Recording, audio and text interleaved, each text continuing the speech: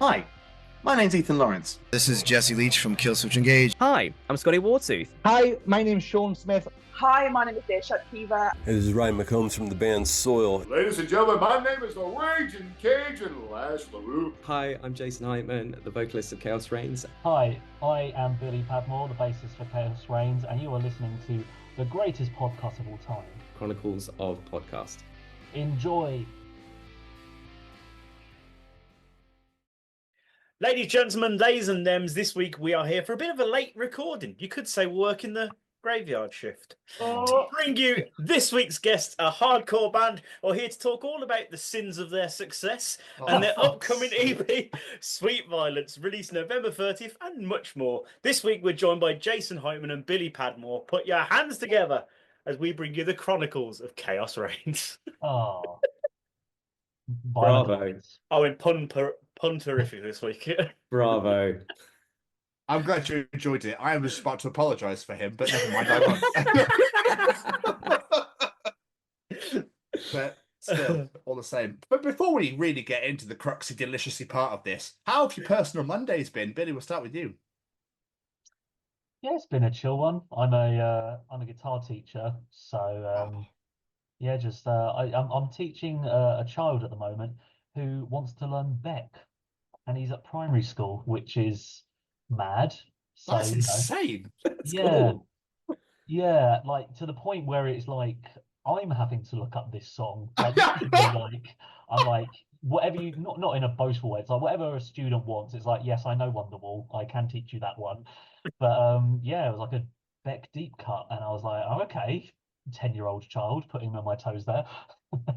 Wow. That's blown my mind. Cool. Not how I saw this started off, to be honest with you. Yeah. That's cool. That's so cool. I mean, I'm happy with that. It makes a change from Imagine Dragons, so you know. Oh, mate, anything makes a better change from Imagine Dragons, to be fair. I'll be honest, I couldn't silence for this lesson. Like, I'd rather do that. I'll be honest, I'm sat here racking my brains, and the only Beck song I can think of is Loser. I literally can't think of any of the songs off the top of my head. Devil's Haircut, if you know that one. There we go. This No. 10-year-old's That's the one he's asking running to learn. circles at you. Wow. No, he wanted to do what's it called? The Golden Age, which is on one of his more chill albums. So yes. Fascinating. Cultured I young like lad. it. Yeah, his parents obviously did a very good job with him. Yeah. So, Yeah. not where That's I saw right. it going. Yeah. Jason, how's your Monday been, my friend? Yeah, it's been pretty good. My girlfriend's got a chest infection, so Oh, I've been Dr. Jason all day. She jokingly was like, "Should we get a bell?" I was like, "That's fine." So I've just Jason, I just looked at my rack. I've got this outfit for you. honestly, like, I reckon I could pull that off, to be fair. But I've basically just been carrying snotty tissues back and forth from the bedroom all day. I hope she's all right. Oh yeah, I think she's you okay, babe? Yeah. Yeah. Just hear a death We'll keep checking in throughout the night. Yeah.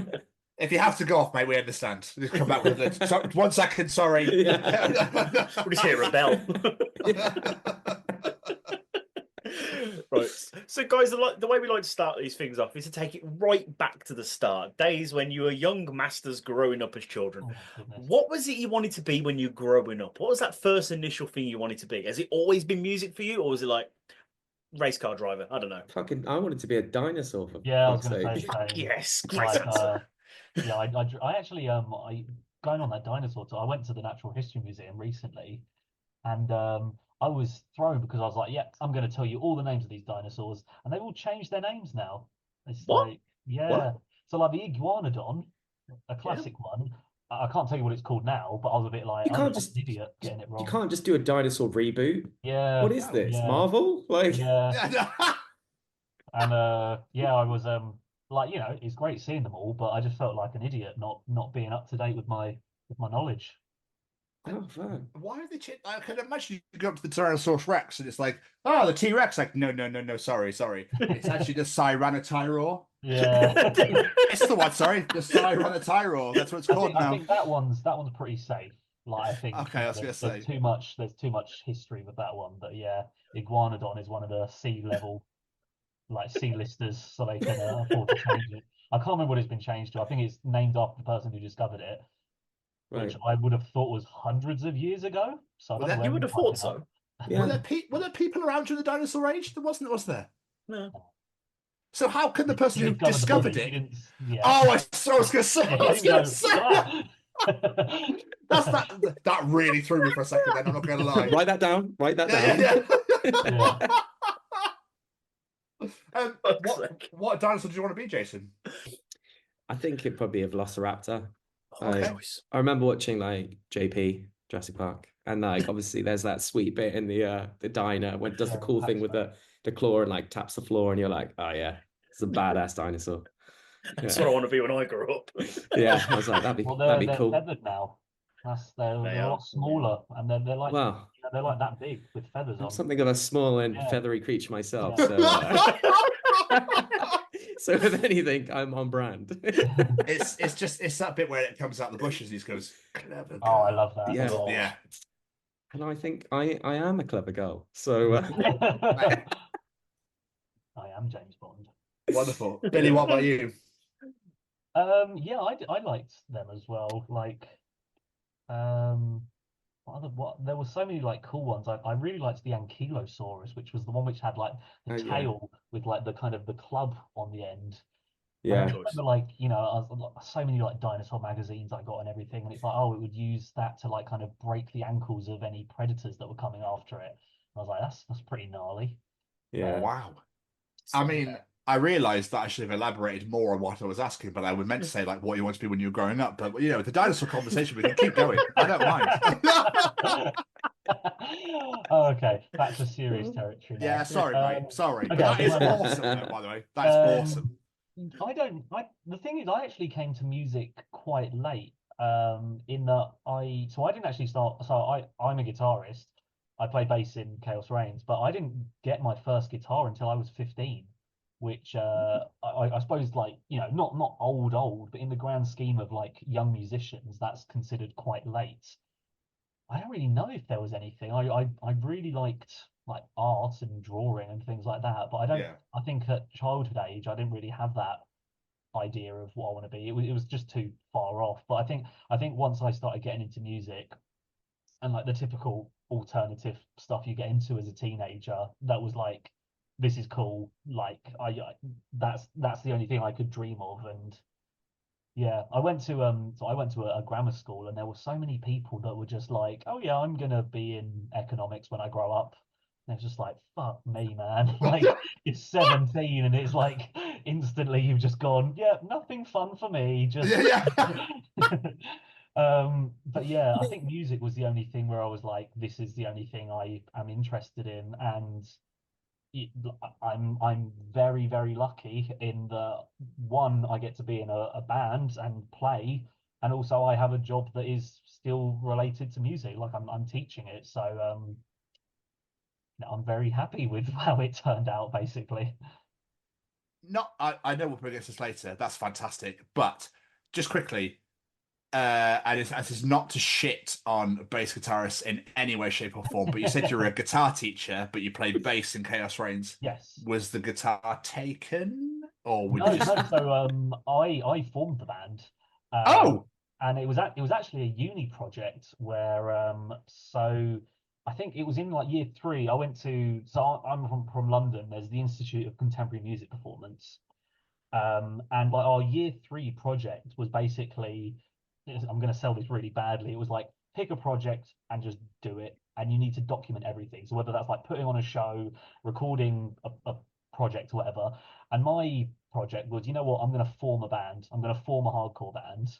And so I wrote like some demos. I recorded them, advertised it online, recruited the lineup, put on a show, did photo shoot, and then it was like, there's my project. And they were just like, well, yeah, well done.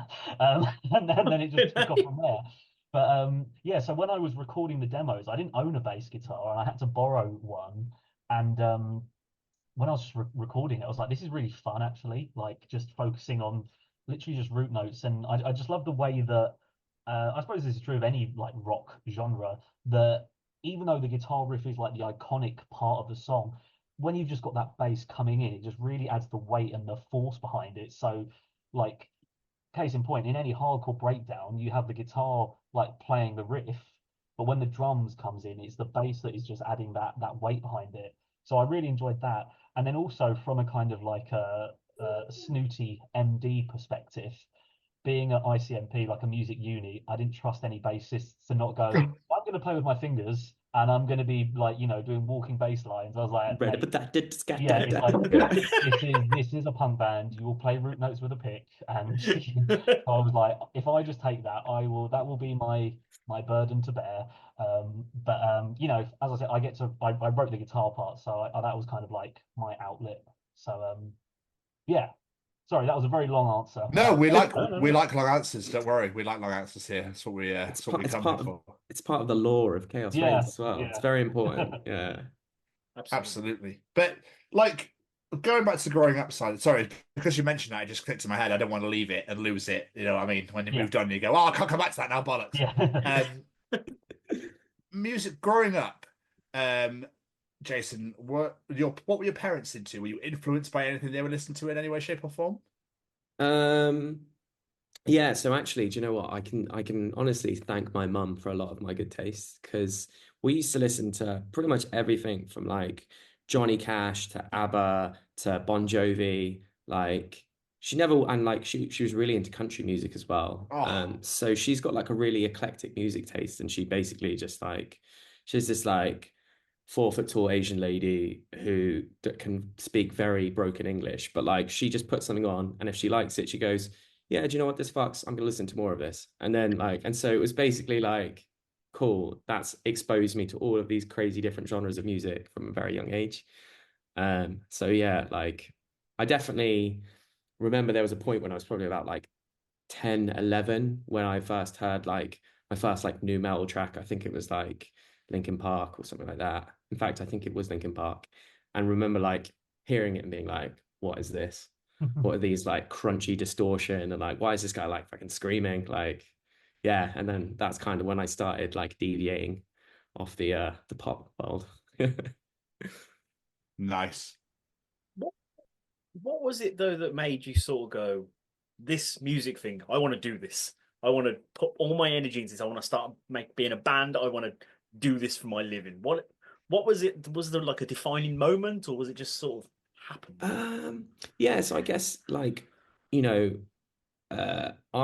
first instrument was actually bass guitar as well. I think I was about 14, 15.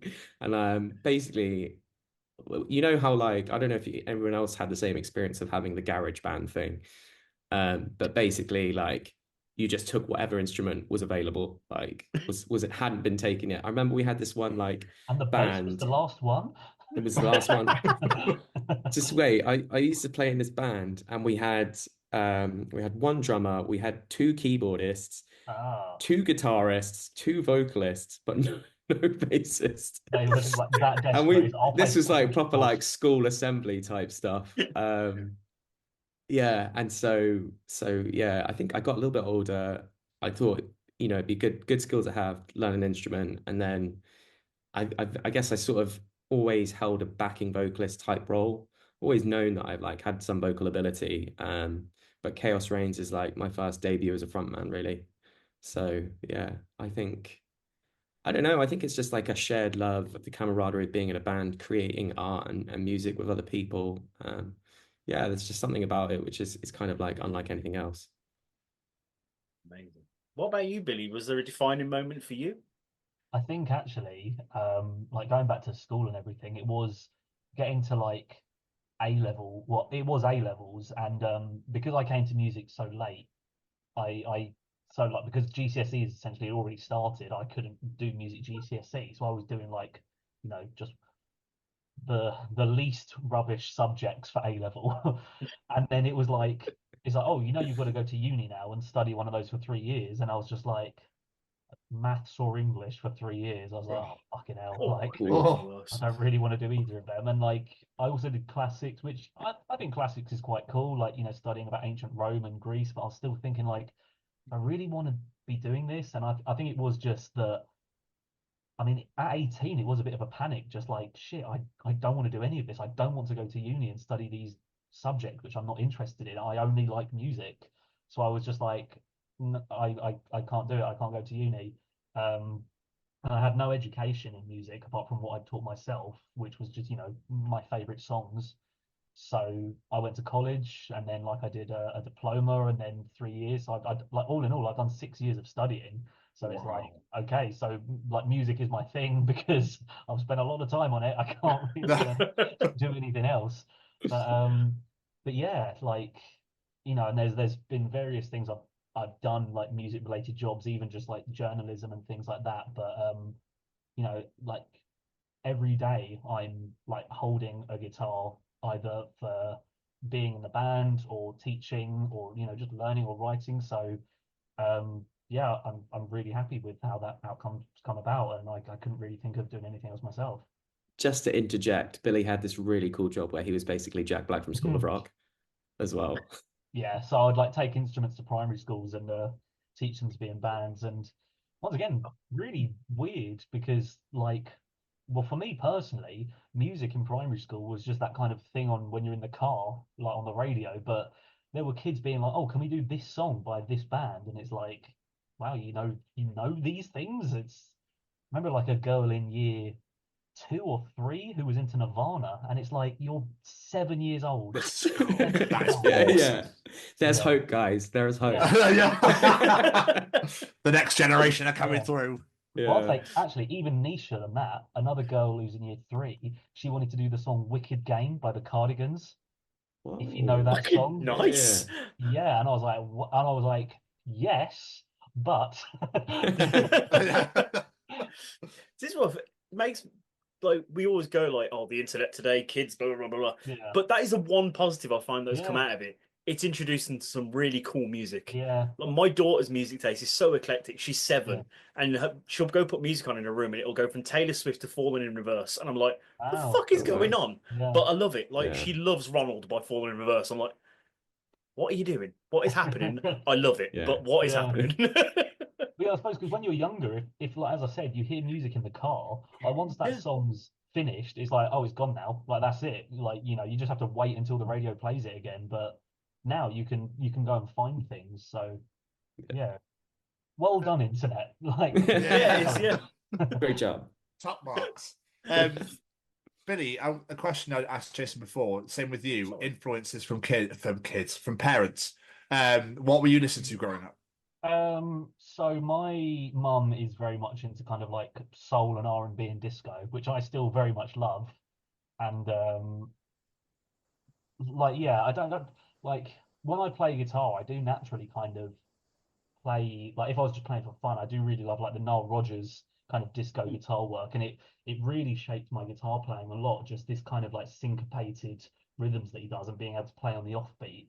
I don't think it's overtly obvious in Chaos Reign stuff, but it might be there. It might be there, even if the fact that I'm just playing 16th notes. But yeah, like no rock music at all. I mean, by my mum's own admission, like the heaviest band she likes is Queen. So yeah, I think it was. I think I remember the first Own Closed day in year 7.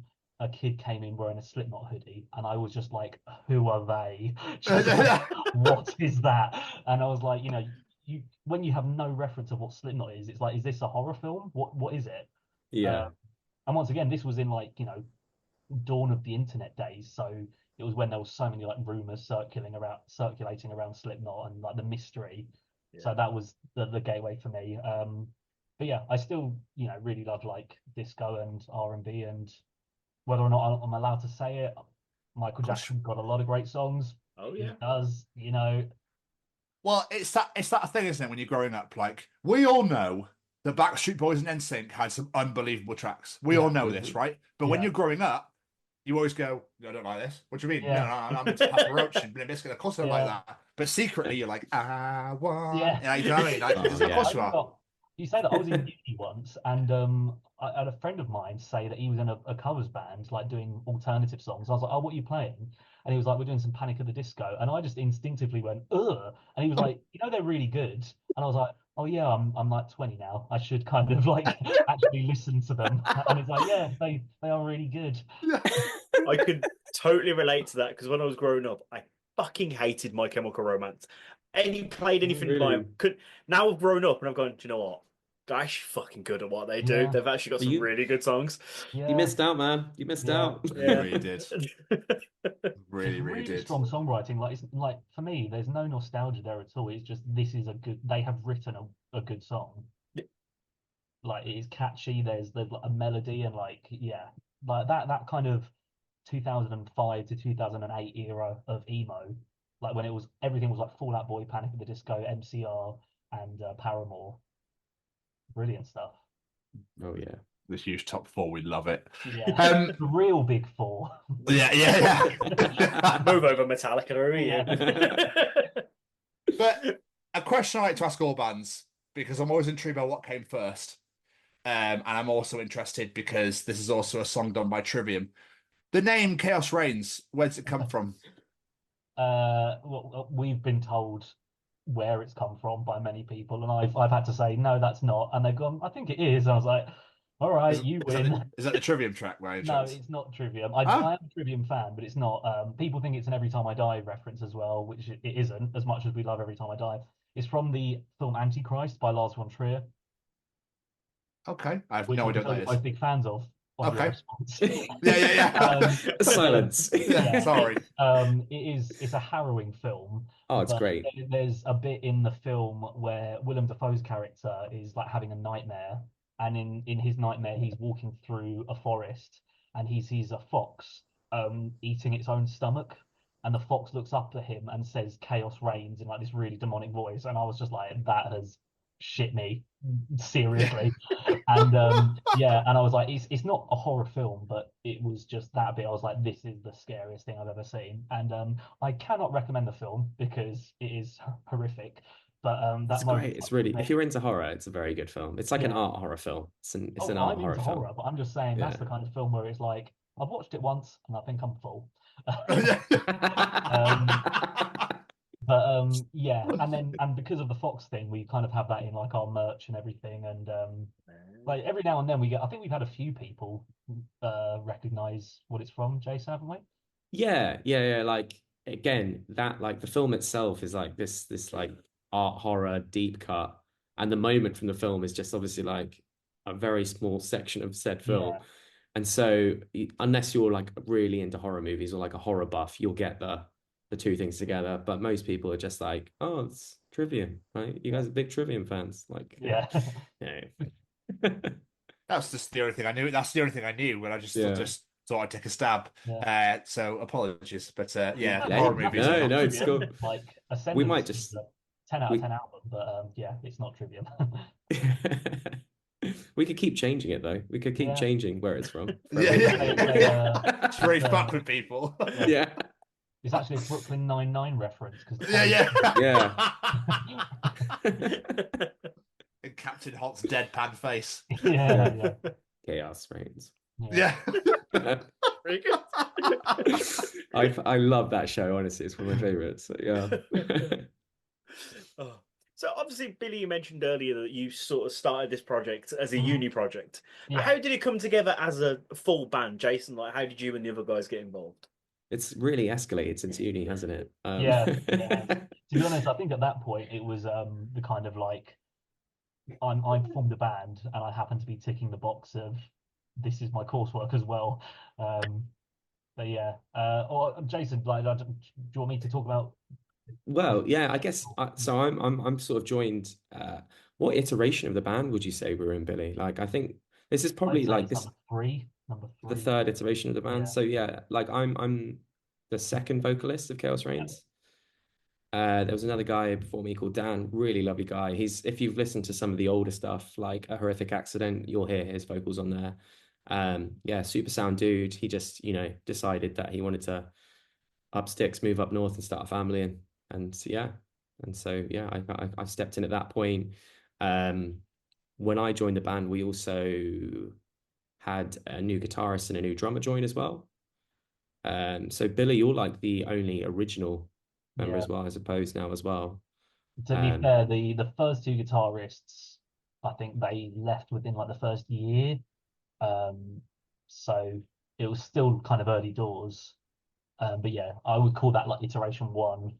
Then we had two new guitarists, one of whom, Joe, is still our guitarist today. But yeah, so that would be like version two. And that like kind of led up till lockdown. I think you kind of joined at the beginning of lockdown, right? Yeah, I was like phase 3 of the Chaos Reigns I think, universe. wasn't your first show like February 2020? Yes, it was, yeah. And I was like, this was is gonna lockdown be that month, or literally like a month later. yeah. I was like, I remember putting a post up being like, amazing first show of Chaos Reigns, can't wait to do more of these. Boom. Oh, Yeah, no, Always, no one for you. Yeah. Always Sunny. The band play no shows. Yeah, honestly, man. But yeah, so we had a bit of a, I think, yeah, me joining the band, the pandemic, a couple of members leaving, and a couple of members joining. Yeah, that brought us into like the latest phase of the band, the latest iteration, if you will. And I think, I mean, from my personal point of view, like this is the strongest band's ever been. Like it's the most cohesive. Like I kind of joked to the other guys. For me, Chaos Reigns is like 4 incredibly talented musicians, and then just this like short, screamy, long-haired guy at the front of it. But yeah, like it feels like it's very locked in now. And it's firing on all cylinders, sort of like as recent press and the recent releases will kind of tell you. I mean, those 3 tracks, the latest tracks, holy shit, is all I can say. Like, mind blowing, absolutely.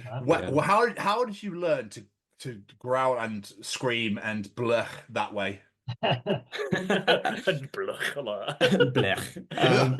you know what? So right, so a lot of people are like, oh, I love that you chucked a bleh in the song, right? The song is actually about having a love-hate relationship with alcohol, and you know, like that feeling of waking up with a hangover and then sort of doing it all over again, and like some self-loathing in there. And the blech is actually it's a bit of a story, the lyrics of the song. The blech is actually throwing up. It's like that feeling of sickness and vomiting. So I haven't used it like ironically. I've used it actually, that's why it's actually written in the lyrics. That's amazing. But yeah, going back to learning, I remember listening to like, I think it was Atreyu when I was like a little teenager in my bedroom, just like bopping along to it, singing all of the clean parts, and then being like, oh, I don't know what to do now. Shout for it. And then do you know what? I think one weekend my family had sort of all gone somewhere, and I was like, put the song on again. I was like, I'm just gonna go for it. I'm just gonna go for it, and I did it, and I was like, it felt good, and it to me it sounded good, and then I just kind of like lent more and more into that, and I guess it's just something that I'd sort of like I don't have any like formal vocal training or anything like that, so it's just something that I just honed in on what felt right and just like crafted from there, basically built it up from there over the years. That's incredible, because again, you can definitely tell how fucking good it is from those latest 3 songs you've released. Yeah, I'm really pleased with my vocal performance. It should be. If I do say so myself. It should be. Yeah. You were saying then, like, this is like the 3rd stage of the band. So as a sound, the band's sound and stuff like that, has that progressed as well throughout the years, or has it always been that same, this is what we want this band to be sort of thing? I think there's been like a kind of a gradual and natural development. Like, so when I started the band, like it was also kind of my first venture into hardcore. Like I was very much from a metal background, like almost like snobby metal background. Like the years I wasted on Dream Theater, honestly. But, like that's just 2 songs. Yeah, exactly. That was it. And then I didn't see my family for all that time. So I think that my first venture into writing was almost like, let's see if I can write a hardcore song. And I think my main inspirations at the time were like Gallows and the Ghost of a Thousand. And as much as I love those bands and they are so important to where it started, I found them like if I wanted to emulate a band, they were much easier to emulate than Dillinger or Converge, because I was like, that's like when you're a professional. I think that was always like my dream, like, you know, to be considered in the same sentence as Dillinger, Converge, Every Time I Die, like the three bands who I consider like the heavyweights of hardcore. So I don't know. I feel like as I became more developed as a songwriter and like understanding the genre and I suppose also myself as to what I can write, I veered more towards Dillinger and Every Time I Die. And I mean, I hope it's working. Some people are comparing us, like not saying we're like them, but just saying, "Oh, you sound like them." I was like, "Oh, that's good. That's what I wanted to do." But yeah, I think that is the natural. So yeah, early stuff was more like Gallows-esque, who, you know, we all still absolutely love. Oh, Yeah, massive fan. I Yeah. definitely want to veer towards the more Dillinger, Converge, Every Time I Die sound.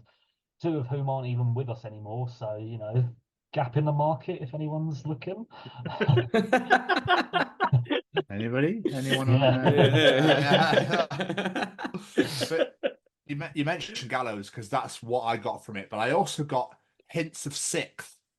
Oh, yeah, that's we've had that one a couple times as well, actually. yeah. I do really like Sick. They're not someone that would come to mind when I was writing. And once again, they're a very advanced band. Like I've looked at some of their song charts and just like with my guitar and just gone like, nah, not for me. Yeah.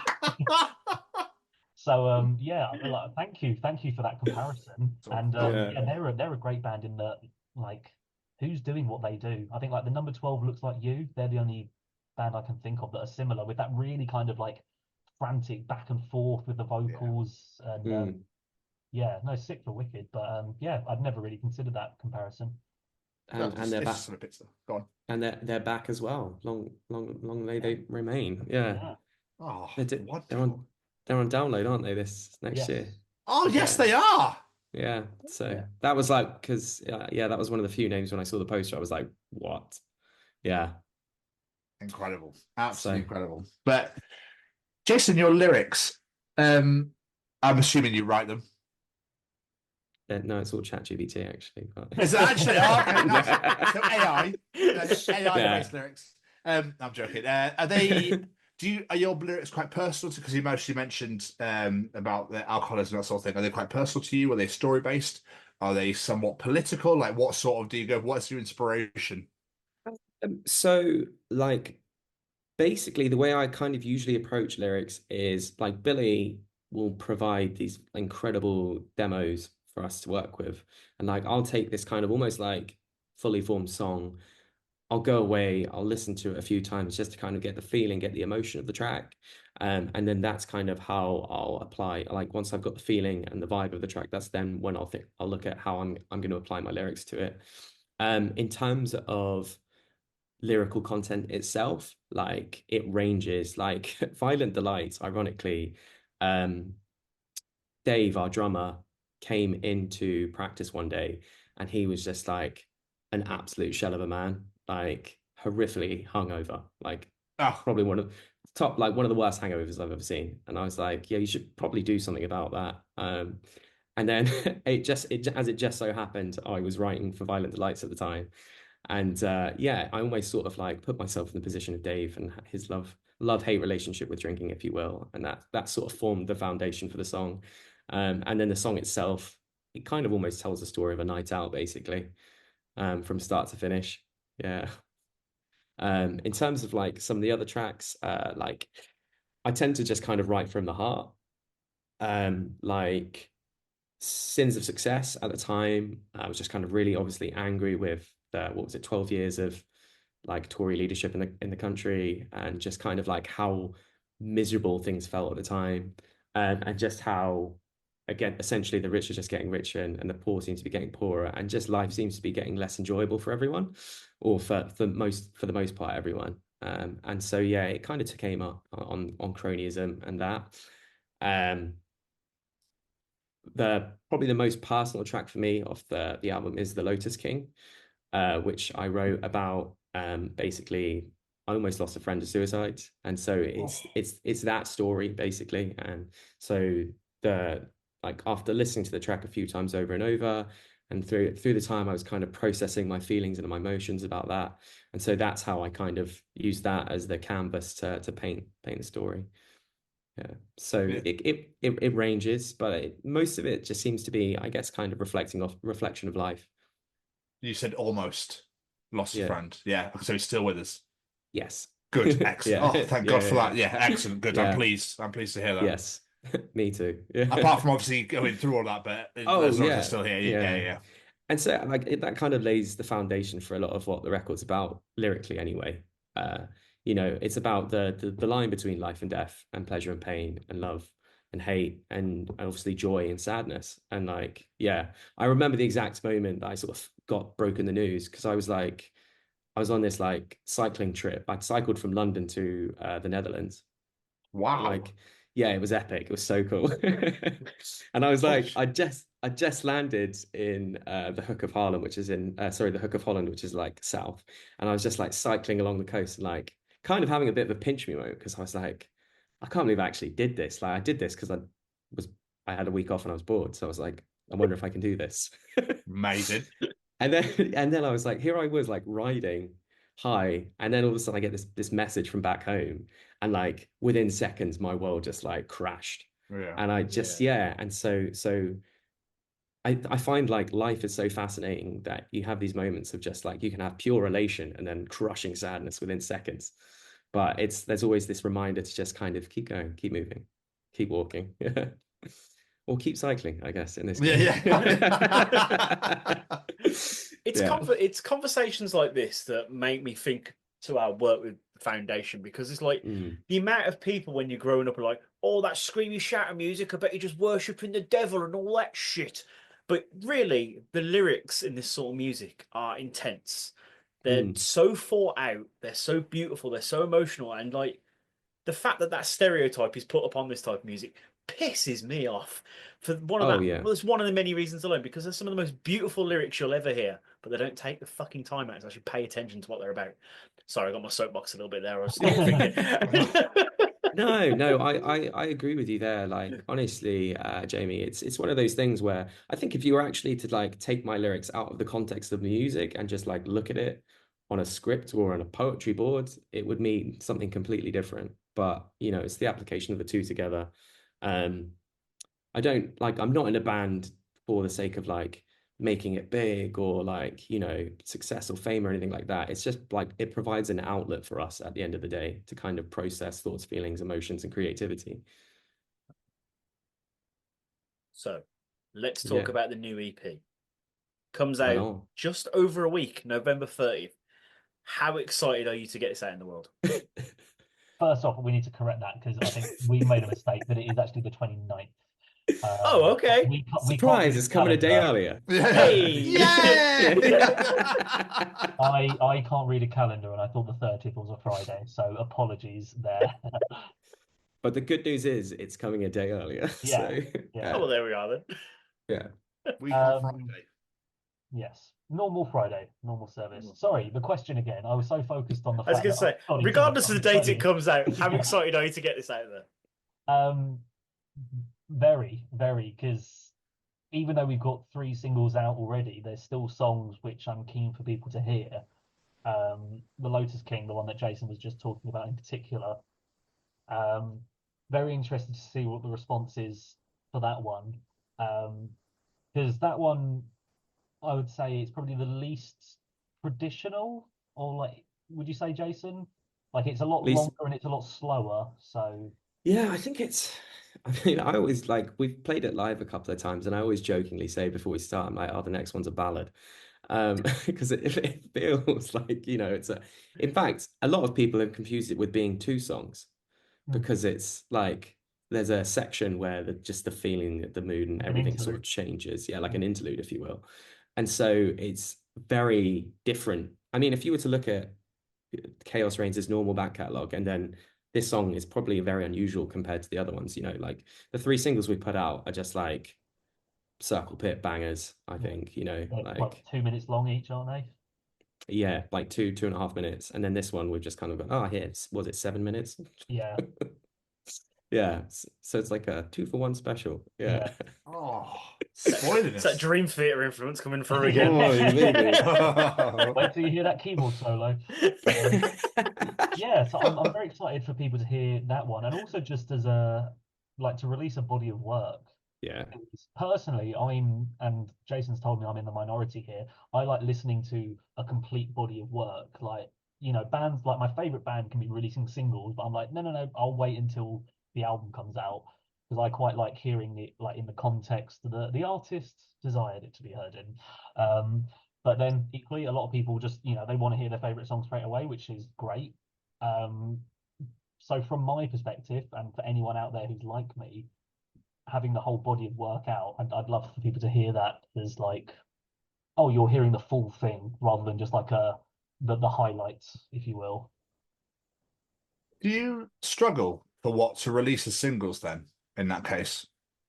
Yeah, I mean, like we were considering releasing the Lotus King, but then there's the kind of rules, as you will, like, can you release a 7-minute song as a single, and also like, no, I know obviously you can do whatever you want, Yeah. but like, Yeah. will people respond to it? And what's the uptake going to be like when you think about it in terms of like radio play and stuff like that? Like, there's unfortunately there's that tick box exercise of what does a single look like, I think it was like, in terms of the order we've done them in, like Violent Delights couldn't have been the first one because it's too weird. like, if that was the first one and it's just like, what are they doing?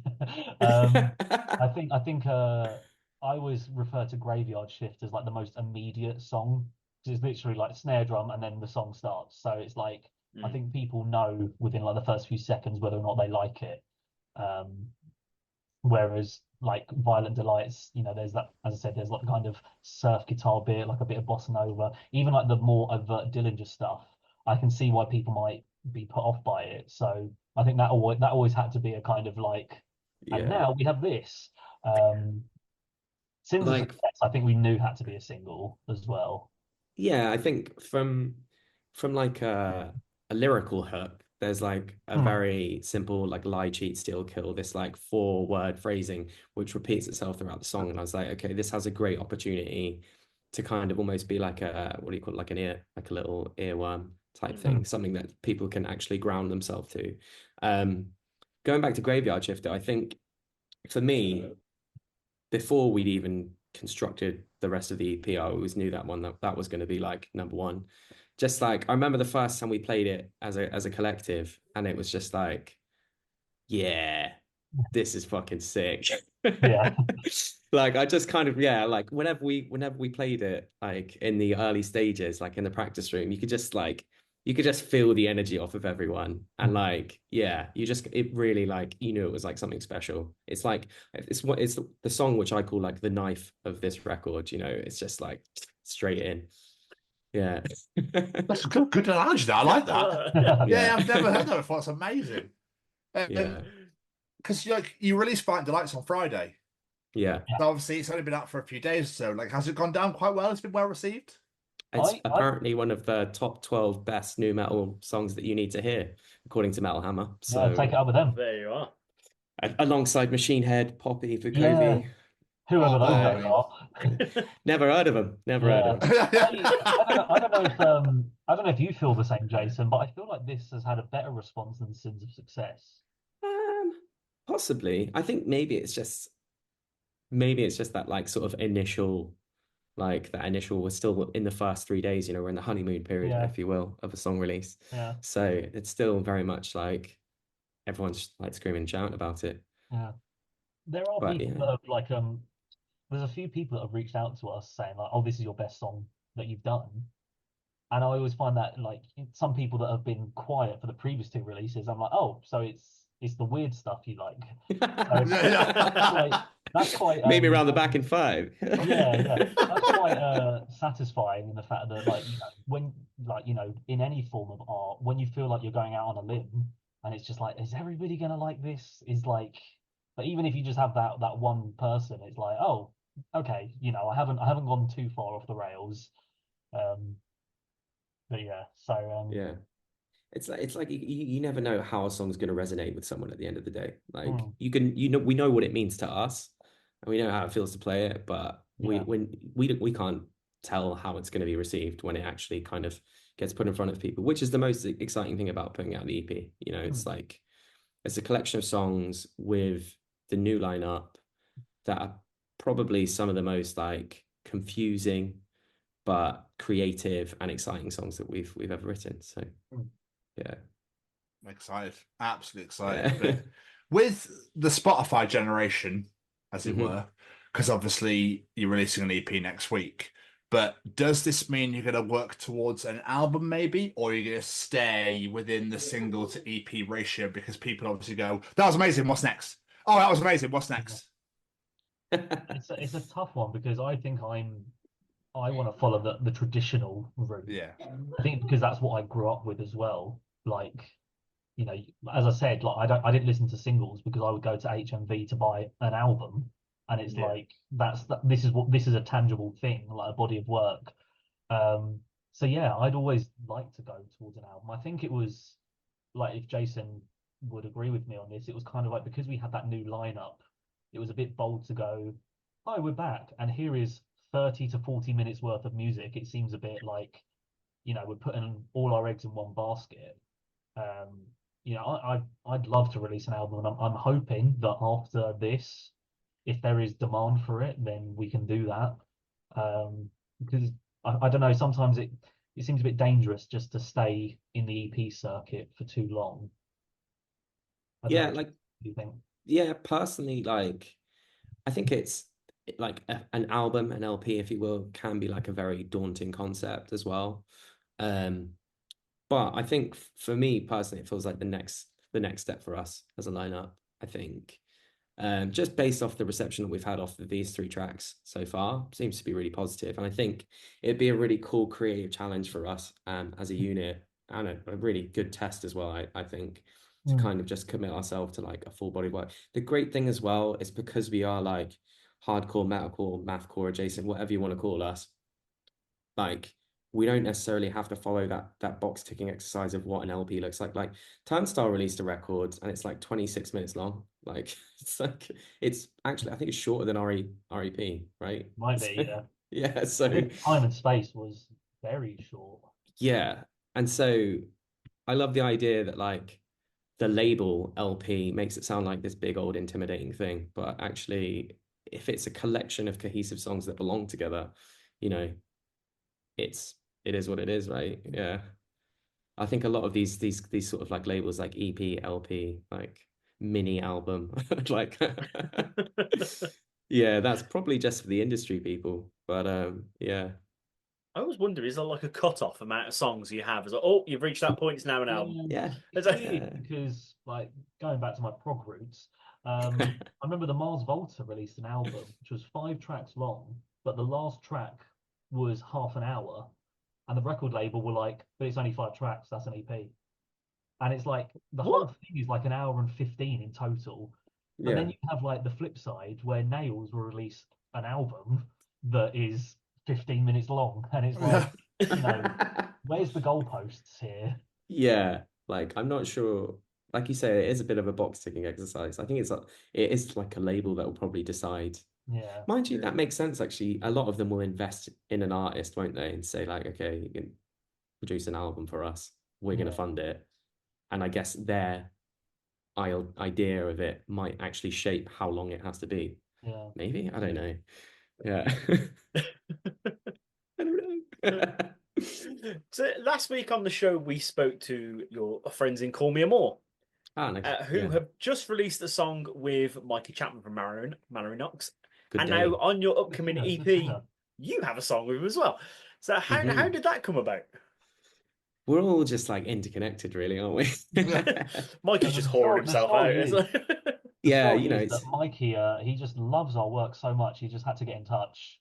Yeah, he was like, "You guys, I want to let me Chaos Reigns."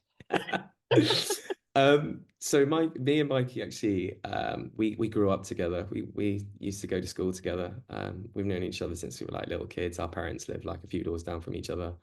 And so yeah, we've like one that garage band that I mentioned earlier in the call, that he was the singer of said garage band. Well, one of the singers of said garage band. Yeah. And so yeah, we've always maintained a really good friendship throughout the years. I always joke that he's my hetero life partner, to be honest with you. But yeah, so when it came to, he's always been like super supportive of and super like good at guiding me, especially like becoming a front man for the first time and like helping me out with some of the vocal stuff as well.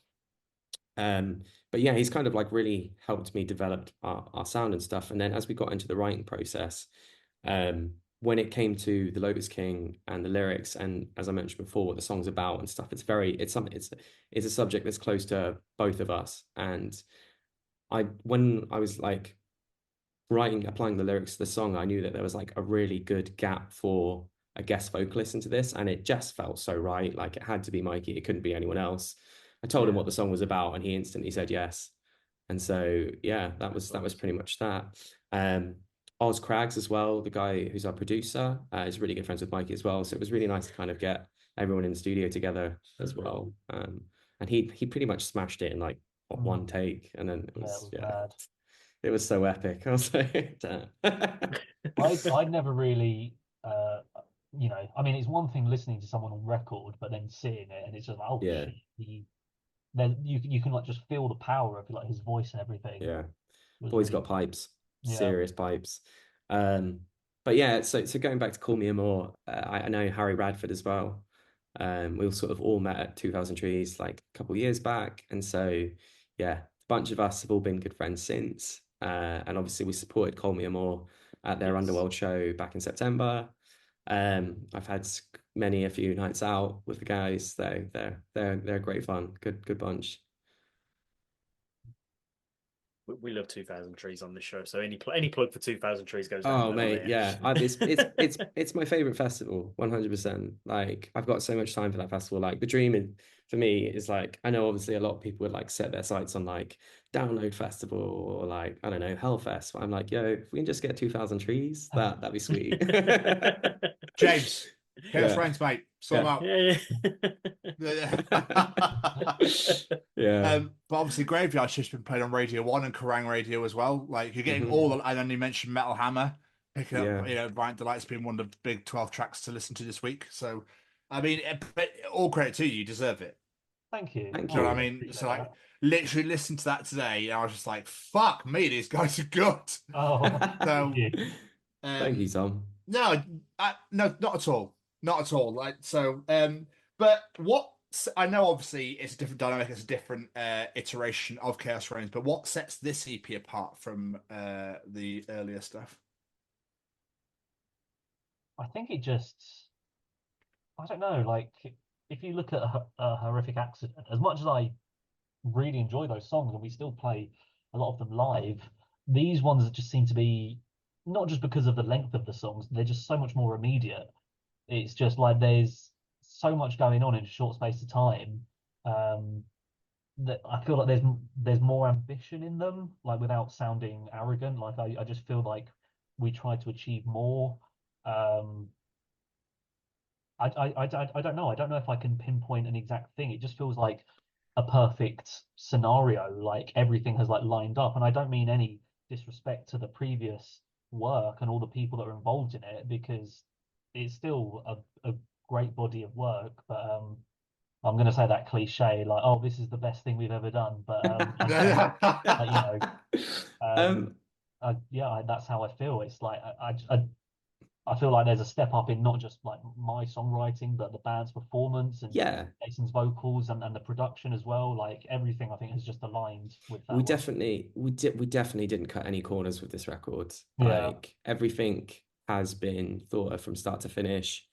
Even down to like the color story of the artwork and the singles, like how that the artwork was produced itself is actually done using like a retro 1980s film camera.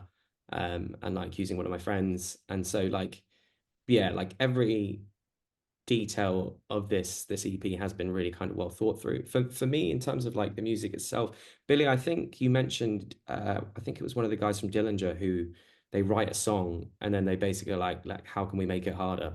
Yeah, I think it was like Ben Wyman said. I don't know the exact quote, but he was like, we'd learn a song, we'd practice it, we'd nail it, and then go right. Now let's make it harder. And they would just kind of like loop that and push it, just as far as they could go.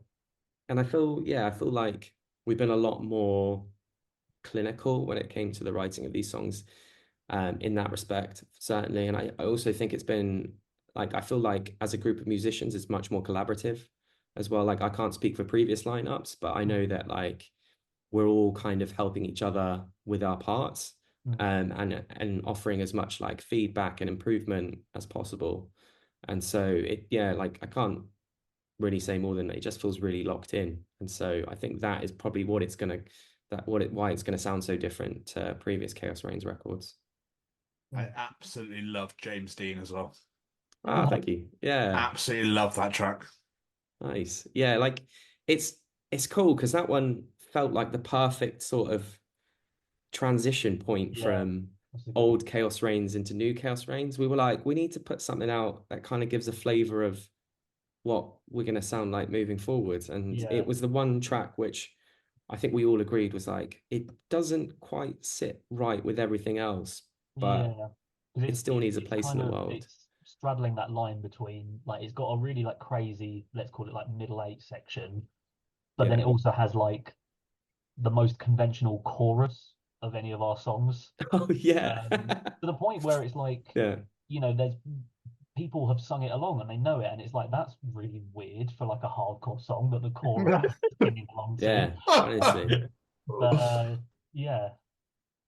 I feel like that song was like Salt Bay. Yeah, just a bit of a sprinkling of what's new. That's it. It was just that little bit of seasoning, that little spice of things to come. Yeah. Nah, it's a good track. It is a good track. I can see Jason explain the time they play it live and just and they were playing James Dean.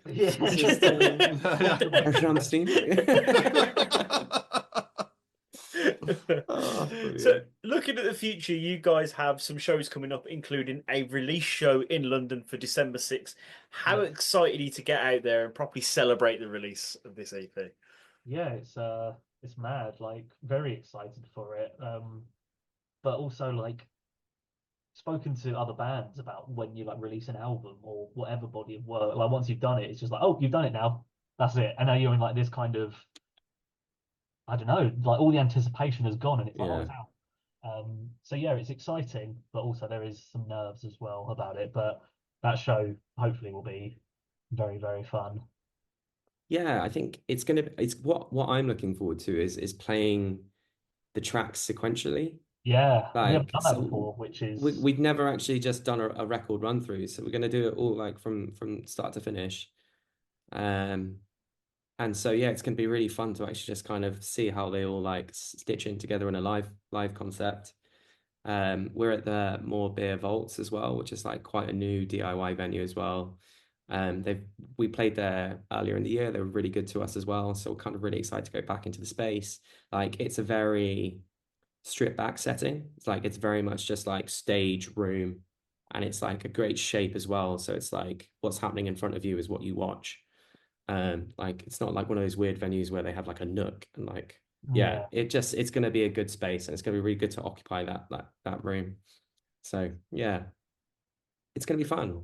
I'm looking forward to it, honestly. Like it's been a long like time coming. We recorded back in February. So I can't remember when we booked it, but the ball started rolling in 2023, didn't it? Yeah. So yeah, it's weird when you creating a piece of art and you actually get to see it kind of come to life, to manifest itself. It's gonna be good. It's gonna be really good. But you've got that warm-up show 2 days earlier in Brighton supporting Polar. Hell yeah. And hell can wait. Yeah. Yeah. That's gonna be sick. That'll be so good. Yeah, I'm looking forward to that. Like the timing's perfect. Like Yeah. to have that like 2 days before our London show is like it's going to be a really good opportunity for us just to kind of like get into the right headspace to then do it all like again on Friday. So yeah, it's going to be a good one. Polar are smashing it as well. That new record is going to be proper spicy. Yeah. The last time we played Brighton, well, we've only played it once before, but like that was a really great crowd. Like, Yeah. hoping the people there come back because they were going for it. Oh yeah, it was wild. Yeah, really wild show actually. Yeah. Are you gonna not to try and give anything away, but as this set list wise, are you planning on something similar, or are you changing it up a little bit due to the release show and the support show? Well, I suppose because with a headline one, it's our show. We can do what we want. We're going to be playing longer. So yeah, when it's support, it's always a bit more interesting because if you're a support band, you're essentially, oh, this is our chance to advertise because realistically, people are going to that show to see Polar, but they don't know who we are. So that's the kind of opportunity to go, oh, this is what we're about. Whereas at the headline show, hopefully they've listened to us. Yeah. Or, they might turn up and then go, not for me, and then walk off. Is that Chaos Rain? I like Trivium. I'll check this out. Yeah. I love lots of Lars von Trier. Yeah, so hopefully that kind of gives us a bit more leeway if it's our show. Like, yeah, I think when for me anyway, when approaching a support slot versus like a headline slot, like a support slot just kind of needs to be like a charcuterie board of you've got me on like food things now. A charcuterie board of our music. So a little bit of old, a little bit of new, preferably stuff that people can go away and listen to after the show as well. So yeah, it will be a good opportunity for us to perhaps demonstrate some of those newer tracks which haven't been like released onto the world yet. But yeah. Oh, there's only one way to find out, and that's to go, basically. Exactly. That's yeah. I just love the fact that we've spoken to like hundreds and hundreds of artists on this show.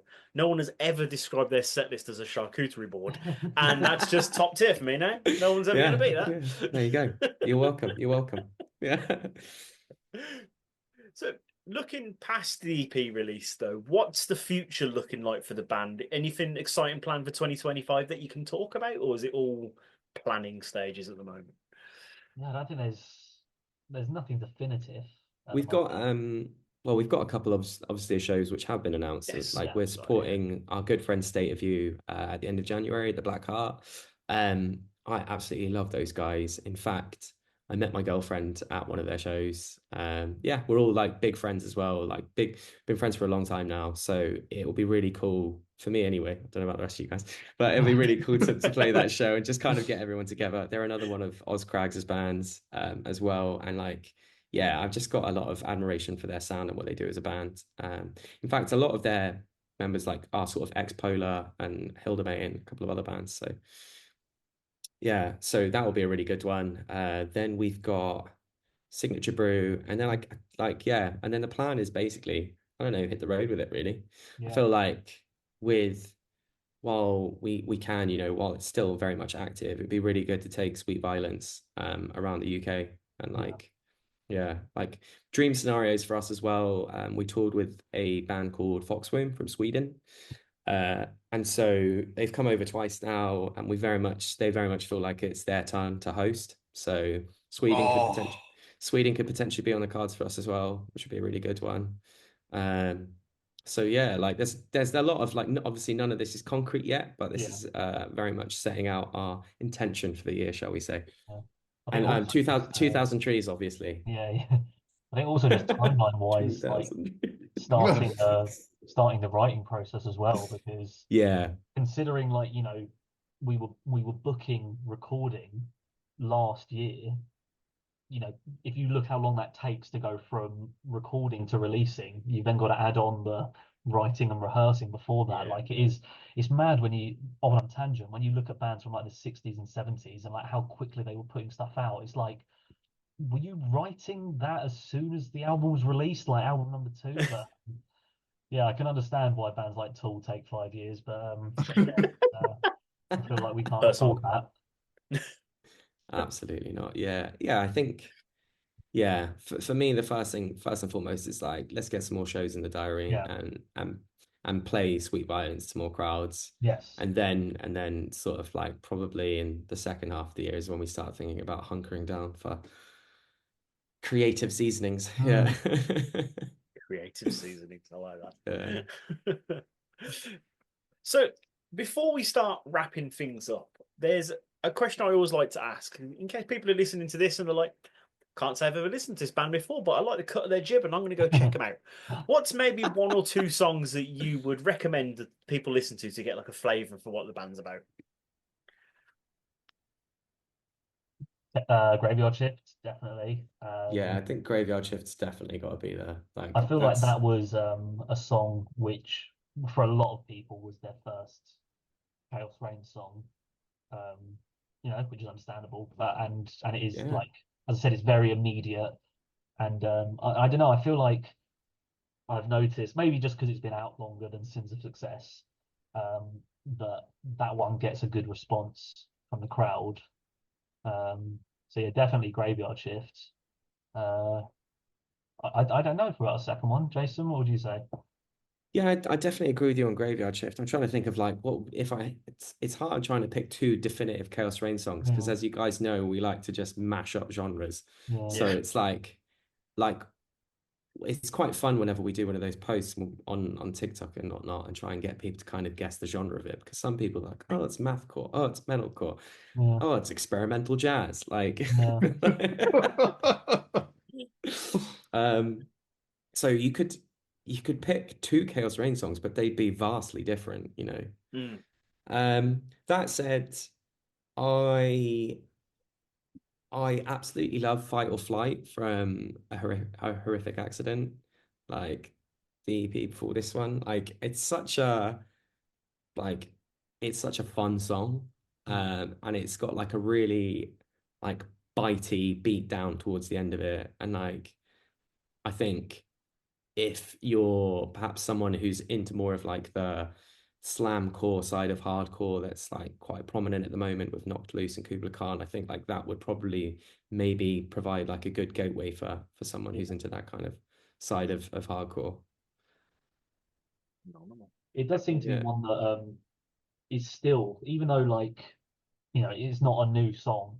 Like when we look at like all the stats and whatnot, it's like, oh, people are listening to this one a lot, which is it's always interesting. Like that you have this weird perception of like, as an artist, you're like, oh well, this is our new one, so people will like our new one, and it's like, oh no, they like that one we haven't been promoting for years. But like you see it happen, don't you? Like was it Can You Feel My Heart by Bring Me the Horizon? Like that blew up on TikTok, didn't it? Yeah, and it like became a meme, didn't it? So it's like yeah. And so you never like the strange thing about art is that like there's no definitive timeline on when it's gonna be popular. Like, yeah. In all types of art, you find like people going like, have you seen this film? Oh yeah, it came out 20 years ago. Yeah, but have you seen it? Because it's really cool. Like people just discover things like randomly out of nowhere. You just never know. But wasn't it Bohemian Rhapsody when they first released that? Wasn't that like car crash?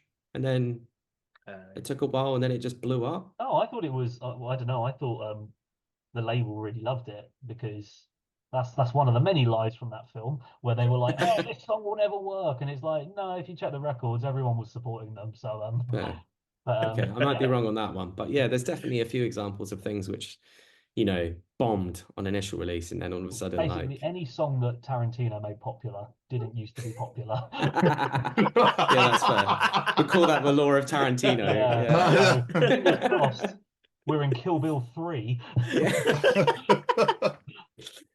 I think it'd be a great soundtrack addition to that. We would actually, yeah.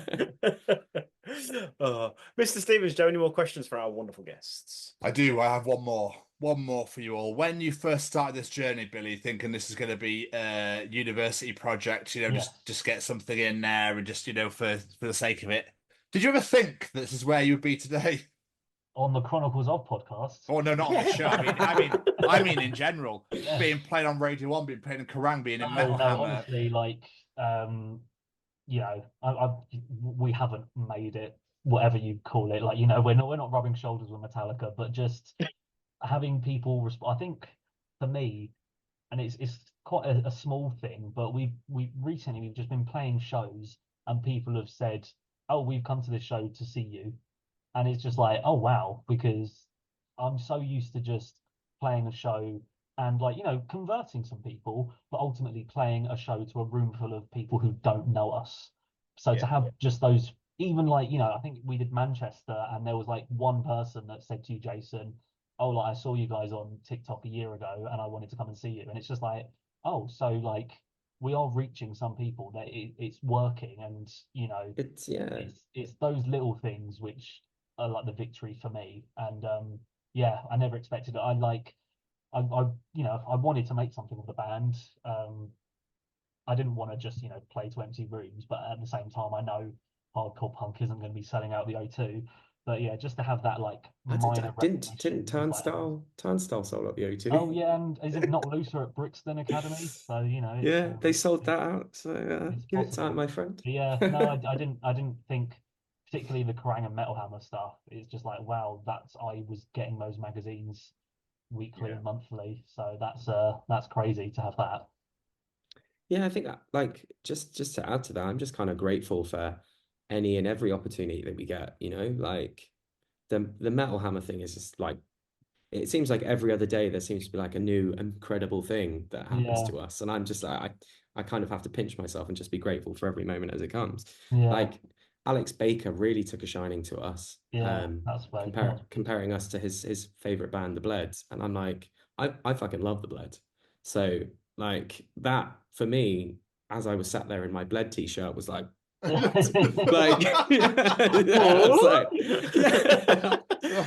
I was like, wow, this is it's we certainly don't do it for like the respect and admiration of the industry, but like it's nice that we are sort of getting attention from people like yourselves as well, like these great opportunities, these great platforms. It's cool. It just it does make it all feel a little bit more real.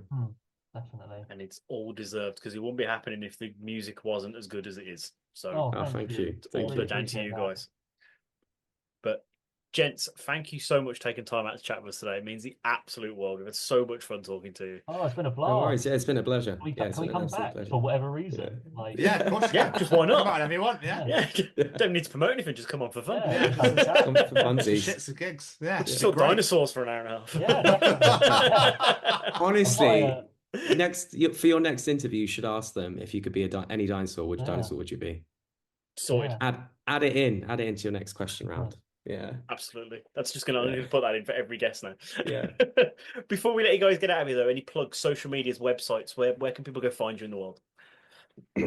So we are on all socials, all platforms. Chaos Reigns UK on Instagram, TikTok, Facebook. We're obviously on Spotify and all the different streaming platforms. I think we're Chaos Reigns HC on YouTube. Need to have a word with whoever's got Chaos Reigns UK, because we need it. What else to plug? No, I think that's pretty much it. We have our own web. We've got merch. We've got a website, chaos-reigns.co.uk. I think that's all of the plugging. I think I've mentioned everything. And come to our show on December 6th. Yes. Yeah. It's going to be wicked. And everyone check out the EP on the 29th. Correct. Not the 30th, the 29th. Sweet man, it's 29th. If you do listen on the 30th, it still will be there. It's one day only. We're not you'll be a day late. Yeah. Incredible. Pleasure to meet you both. Thank you so much. Look forward to seeing you, Jamie. Thank you very much, my friends. Have a good evening, much, guys. Take it Take easy. care. See you soon. Bye-bye. Bye. Bye-bye. Bye.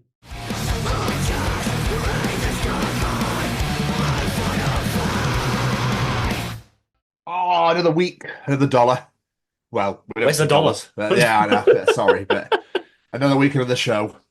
Welcome back to everyone to the Chronicles of Podcast. Hopefully you enjoyed the Chronicles of Chaos Reigns. But Jamie. Yes, sir. I want to start the show off this week with something absolutely spectacular. Now, we all know how much we love that the UK name things. Yeah? Yes. Scottish Gritters are back out on the roads this week. Oh, fuck yes. And these names of the gritters that have been given by the Scottish people it just makes me so proud to be part of that nation. It makes me so proud to be a Scotsman, to be able to read some of these names out to you. Here are some names of some Scottish gritters that are currently gritting the roads up and down that beautiful country. We're going to start with Gritalica. So that's absolutely, what a strong start straight away. There's also the Blizzard of Oz. Brilliant. For your ice only. Gritty Bang Bang. That's contender for a winner. I think also good one for this show. The Gritmas Chronicles. Oh, like it. Yeah. This'll do Isley. Oh, That's right. Scottish flower and ice pun. Like Yeah, it. we love that. Clever. One for your wife. You're a blizzard, Harry. Okay, that's now top billing. The classic Gritty McGritface is in there as well. Of course. On Her Majesty's slippery surface.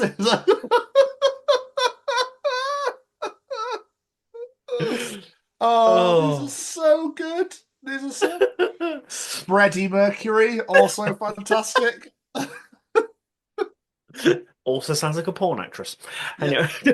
Mr. Plow, of course, in there, which obviously straight away is absolutely fantastic. Oh, Mr. Plow, that's my name. That name again is Mr. Plow. Skid Vicious. License to Chill. Double Snow 7. A lot of James Bond ones. Yeah. Blizzard Bear. Skate Bush. Ice de la Vista Baby. Oh, that's good. Yeah.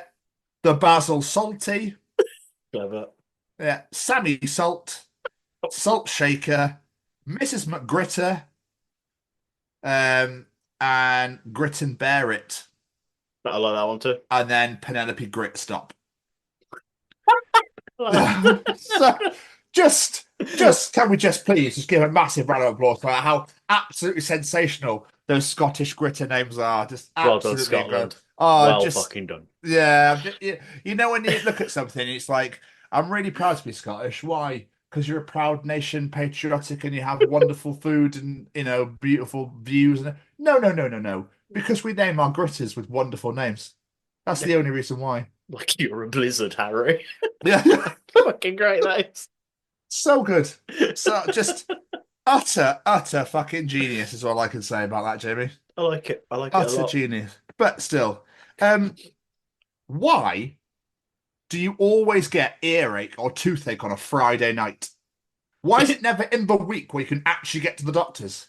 Why is it always before the weekend begins when they're fucking shut and you can't have antibiotics for 3 days? That's a really good point. These things do tend to hit when you can't do fuck all about it. Yeah. You will suffer. Enjoy that, bitch. I always find it's in the middle of the night I'm about to go to sleep, and so I can't go to the shop and get any painkillers or anything like that. It's suffer it and try and sleep for it. What's worse, though? What's worse? Go on. No, what's worse? Earache and which toothache. One? Yeah, which one's worse? Yeah, that's right. Toothache. I would. Yeah. I've been in tears with toothache before, so yeah.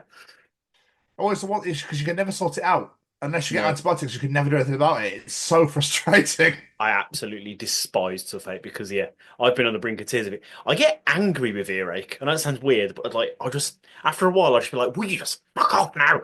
Like I start to get, but toothache I get really upset with. Weird. Yeah, I don't know. I'm a complex human being. I don't Brings know. all those emotions in you. That's really interesting. Yeah, I don't know what it is. I can't. To be honest with you, I cannot remember for the life of me I last had earache. Yeah, I really can't. I think that's another one as well because I think I've suffered with my teeth more than I have in my ears. I don't really get earache very often. So when do you get nose ache? Is it? Or very rare. Yeah, it's odd. Yeah. Do you find with earache you sort of start? I don't want to say hitting yourself in the side of the head, but you know what I mean. Like he's like putting a lot of pressure on it. Yeah. He's like, come on. If I just use my palm of my hand as a suction, that's going to solve it for me, isn't it? Come on. Oh, you just never know, do you? Yeah, it's worth a try. You just never know. Yeah, I was finding it was getting on a fucking Friday. You're like, you bastard. Yeah. And then you can't sleep all night, and it feels like the longest night of your life. Yes, yeah. I think toothache is definitely earache. My ears haven't hurt for years. I can't remember the last time. I think I must have been a kid. I swear to God, if we've just jinxed ourselves now and we get earache. Do you reckon? Pissed. Touching wood. Touching all the wood. Touching all the wood. Oh no, that's my penis. I call her dick joke, dick joke, dick joke, dick joke, dick joke, dick joke. Do you know what really blew my mind? I didn't realise this today. All right. Yeah. I did that at work the other day and I got looked at like a fucking weirdo. What, dick joke? Yeah. It's such a British thing to do. As soon as anything relative to a sausage, a penis, anything, it's, because you can make a joke about it every time. So Someone made a dick joke and just went, dick joke, and someone just looked at me like, dick joke. what are you doing? Like, Tom should be here, he'd get it. Yeah, well, it's our show thing. Exactly. Do you know what really blew my mind? What's that? I didn't think this would still exist anymore. Just due to the economic climate and the way we digest news now. There was a girl doing a paper round. Like, what? And I was like, is this still a thing? Is it? People are still getting... This girl was doing a fucking paper round. And I was like, do you think their wages have increased with the economic climate these days? I doubt it. I fucking highly doubt it. I got £10 a week. Really? I never had a paper round, actually. Did you not, you lazy bastard? I know, right? I think I was going to at one point. I went to the shop and we don't need anyone. And then the idea went and never went back to it again. But yeah, I used to do it every day, Monday to Friday and Saturday morning. Oh, for £10 a week? Yeah. You were robbed. I know I was. Well, back then I wasn't, but Well, that's a bad idea. Now you'd be like, oh. Do people still buy the newspaper? That's what I'm saying. Like, people are still having the Gloucestershire Echo. Like, isn't it weekly now, not daily? I don't know. I think it's. Oh, you don't live here. Sorry. I'm pretty sure it's weekly. Maybe, I don't know. But I was just a bit like, oh, why are you? Okay, interesting. It's back to it. The newspaper used to be such a big deal. Like, people would like put subscriptions in with the news agents, and you'd have people at stalls in the middle of town selling them and everything. Now, rarely ever brought. So like, no. So I love people, right? I do love chat to people, but there was always one old guy who would always open his door every time. And then I get he's probably lonely or whatever. He's probably dead now because this is going on many years ago. What, over 20 years ago? But he used to my brother hated doing it for me because he used to hate going there. But basically, he would always, it would literally be a case of shoving the papers to the door and running as fast as possible on the bike because it's like, otherwise he'd have you there for hours. Oh dear. Yeah, just talking about random shit, and you're just like, this is really nice, and I know you're obviously really lonely, but I've got shit to do, and I've got to get back. I've been at school all day, because how arduous that was. And I need to get back, because obviously I'm gonna have dinner and then do home or whatever. But yeah, bless him. I think he was just lonely, but it's a bit like, I don't really want to stand there and talk to you for hours on end. I get paid £10 a week for this, mate. I've got Exactly. stuff to do. I don't need this. I do not need this. But still, yeah. So good old paper. I used to do it. I started when I was 12. I used to be really proud of it for some reason. I always wanted to do one, and I don't know why. I don't know. I think it's one of those. I feel like it's almost like a rite of passage as a child, like to have a paper round at some point. Well, you never had your rite of passage, mate. No, I didn't know. So maybe we should get you. Is that what I've got to do now? I've got to go get a paper. Get a paper. Go get a paper round. Yeah, even if the 4 a.m. starts. And then you get to an adult and become an Avon salesman or a Betterware salesman. Just keeps progressing. Betterware. Better. Fuck. That I did. I did fucking Betterware. Did you? Yeah, I was desperate for a job and I couldn't get one. And I was like, I saw an advert for Betterware and I was like, it's something, I guess. Awful. Yeah, but I bet it was. How long did you do that for? Oh, not long. It wasn't long at all. Why was it so bad? Because you're walking around this route, dropping a magazine at every door, and then going around and collecting them if they've left them out. Then you've got to order their stuff, it gets delivered to your house, and then you've got to go deliver it all. And yeah, so arduous, so unbelievably. I wouldn't mind getting to walk around doing that. It's just really fucking tedious. Oh. Especially when people look at that, I don't want it. Well, oh, I'm sorry. I thought you might want to buy something made of plastic that will fall apart in a week. You never know. Exactly. Anyway. Right. Good old Bell. Before we move on, yes, I've got some. So I know how much you love your mental sports. Yes. Well, Oh, we guess got more. what? Tom's found another one. Yes. This one was, you know, when you go, that's not real. Oh, it is. Oh, I was God. watching the video. Jamie, welcome to human fishing. What?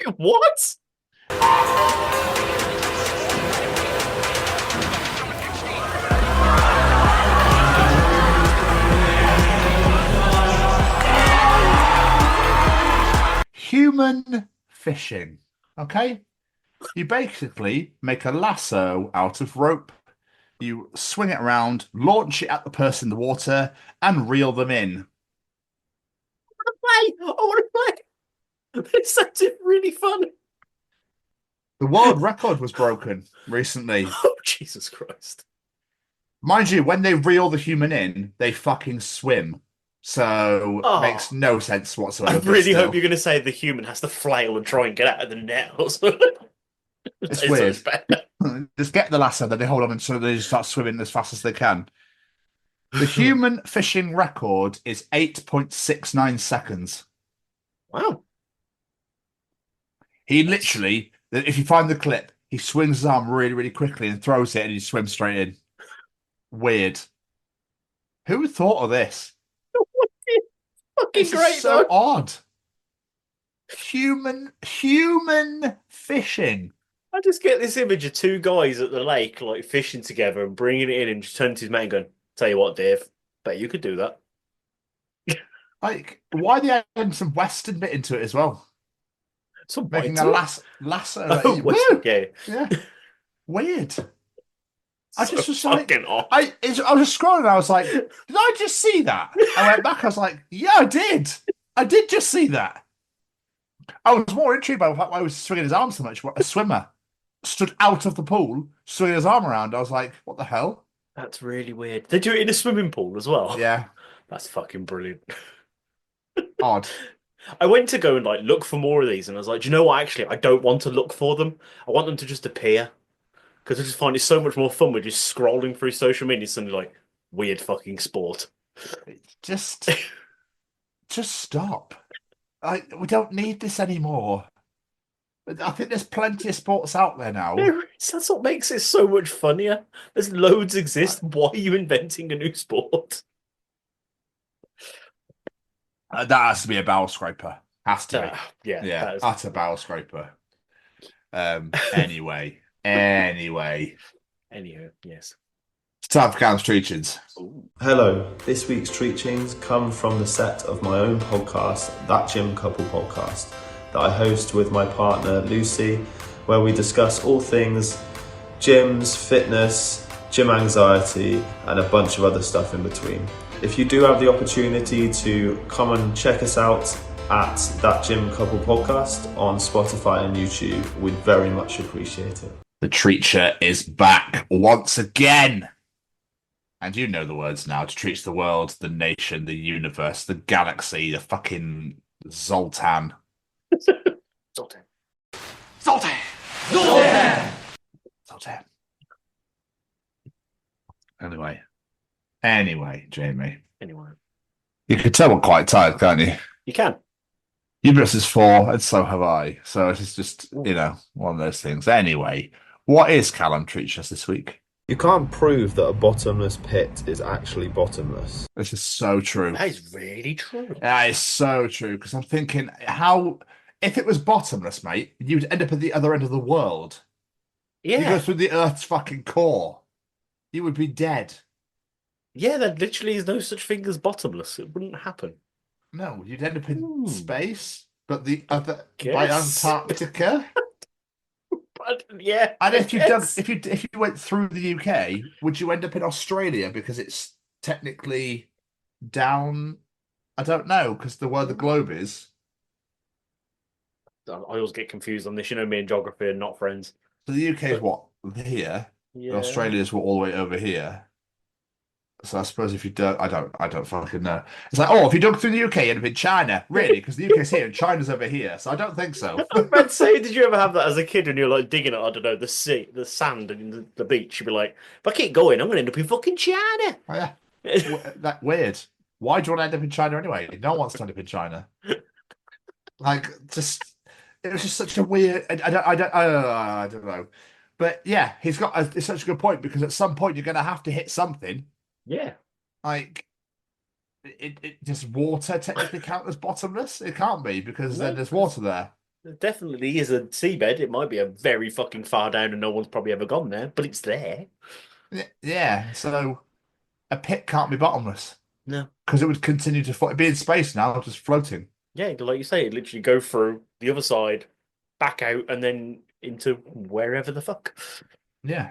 Plus, you can't make a bottomless pit. You open the Earth's core, you die. So yeah, pretty just, much. You probably kill everyone if you open the Earth's core. So yeah. Yeah, I wonder where that came from. Then maybe we should research bottomless pits. Yeah, that and is a see weird why expression. Yeah, it is. It's not bottomless. No. Interesting. Anyway, yeah. we took that too much seriously. I think. Yeah. But there we are. What else is Callum Treacher's this week? The first person to realise that you could nail a horseshoe onto the bottom of a horse's foot is either really brave or really stupid. I think they're fucking brave. I wonder who thought of this as well. Yeah. People often bring up who was the first person to milk a cow? Who was the first person to decide that a horse needed a shoe? It's not even a shoe, it's just a piece of metal. Yeah. Odd. It is odd. And what's wrong with the I suppose because are they quite soft, their hooves? I don't know. Yeah, I think now because they're just all calcium, if memory serves. You see them trim them off and it just comes off like no one's business. Yeah. They don't feel it at all. Interesting. And obviously it's went, I know what this horse needs. Shoes. Yeah. I'll fucking nail him in so you can't get him off. Yeah. The horse like, fucking why can't I get him off, you bastard? Well, what if any horse is like, will you get them? Why are they coming off? I've seen you. You go home after a hard day's work and take your shoes off. Why can't I do that, David? Bastard. And when they walk into the stables, shoes off. Fuck you. I can't. Grab me a chisel. I'll do my best. So that's wiping them on the bit of the same on the gate. As best I could do, Sheila. Sorry about that. Sorry, love. They're not as shiny as they used to be. Oh, he's coming to take my shoe. Oh, he's taking my shoe. Oh, that's lovely. That's stretch out calcium. Stretch out hooves. Oh, it's bloody lovely, that is. What's that? Why are you putting new ones on? Fuck! Why are you playing him a foot down? What are you doing? It's like chopping away at my foot. Like, what the fuck? Boy, I was growing them out for summer. I was growing it out for summer. What are you doing? Like, I was going to get them painted. It's going to look really pretty. Lovely bloody hooves. They were lovely. Look at them. They were absolutely wonderful. They were. It's taken me 10 months to grow them. Look at the size of them. Have you seen those videos ones where they're like really curved up and like curling around? Like, that's nuts. Yeah. Bless them. Like, neglected. It's like, that's insane. But wild horses obviously don't go and get their feet trimmed and have horseshoes put on, and they don't seem to look like that. So it's really odd. I don't know what to tell you. No, very odd. I don't know what to tell you. Maybe some horse racer at some point was like, we should make them faster. Let's put some metal shoes on them. Maybe. Yeah. Which ones train their horses? Do they wear horseshoes when they run? Imagine so. I've never looked to their feet when they've been trotting or running. Interesting. Absolutely. What were you saying then? I was just thinking, who was the first person, like you say, like to think, I know this horse needs shoes. How can I get them on? I know, giant fucking nails through the foot. That'll do it. Oh God, could you imagine we had to do that? Oh. No, thank you. Put your shoes on. I'd rather not, if I'm honest with you. Yeah, I'm good with that, thank you. Some people want to lay on a bed of nails. Why? Yeah, no. Why? Look what I could do. I could lay across a massive bed of nails. Oh, well done. What'd you get for that? Pride? Holes in my back? Yeah. It's good for circulation. I can lie on a mattress. It's better. And Jamie, what else has Callum been treating us this week? You never hear any tales about King Charming. It's just Prince Charming. Oh! Did he ever achieve kingdom? Oh. Did he ever achieve kingdom? I've realised that's not right, is it? No. I knew what I meant. You know what I meant. It's fine. Roll with it. Humour me. He only achieved village. That's all he achieved. Fine, don't humour me. Take the piss. Fuck you. He only achieved village. Yeah, it's a very good point, actually. Where is King Charming? Yeah. I thought it said Charmin. That's why I was like, I don't know who that is. King Kitchen Roll. That's toilet paper. Is it toilet roll? I thought it was kitchen roll. Charmin. Charming. Just wiping your. I don't know. But that's such a good point. Huh. I don't actually know what happened. Like, I don't know what's bothering me now. Yeah. Why did he never get knighted? I mean, not. Oh, fuck me. I know what I mean. I get You it are wrong tough. every time. yeah, What is it called? Coronated? someone needs to go sleepy. Yeah, no, but I do. What's it? What was that? Sorry, No, coronated's definitely wrong by the look you give me. What's the fucking word? coronated. Yes, I know it's wrong, okay? What's the word? Help me can't- here. Not knighted. Ah, see. It's the coronation, isn't it? So I guess I don't know. Sworn in. I don't know. Do you know what? Because I couldn't give a fuck about the royal family. I don't know. Like, I couldn't give a shit. Oh, I'm trying to think now. I don't know what happened to King Charles. Why is it always a prince? Why does no one want a king? Is it because they're fat bastards that just like always rule over? I don't know. My brain's way too tired for this. Once they're in charge, you just put on loads of weight. He's not so charming anymore. That's Massive why. massive apologies, Chaos Reigns lads and Callum, because we are fucking shit today. I'll tell you that right now. It's kind of hilarious. Though. Is it? I'm People are laughing. Matt's probably watching this. All right, Matt, you okay? Just watching this going like, what the fuck are they on about? What is wrong with him? Like, why do I watch this shit? Fucking stare to him. Look at him. It's 4 a.m. bastards. Stare to him. Really bugging me what the word I is. don't know, I'm not Callum. gonna I have lie. no fucking clue. I have no idea. No. I have no idea where King Charming is. Maybe I'll start saying it. I think we should. Why not? Yeah. Let's bring him up in the world. He can be a king. Yeah, exactly. Like, I know, it's like, oh, looking for me Prince Charming. I'm looking for me Prince Charming. I suppose if they're looking for King Charming, then I was going to say that doesn't be probably married, but not necessarily. It really sounds like fucking toilet, like king size toilet paper. It really does, doesn't it? Yeah.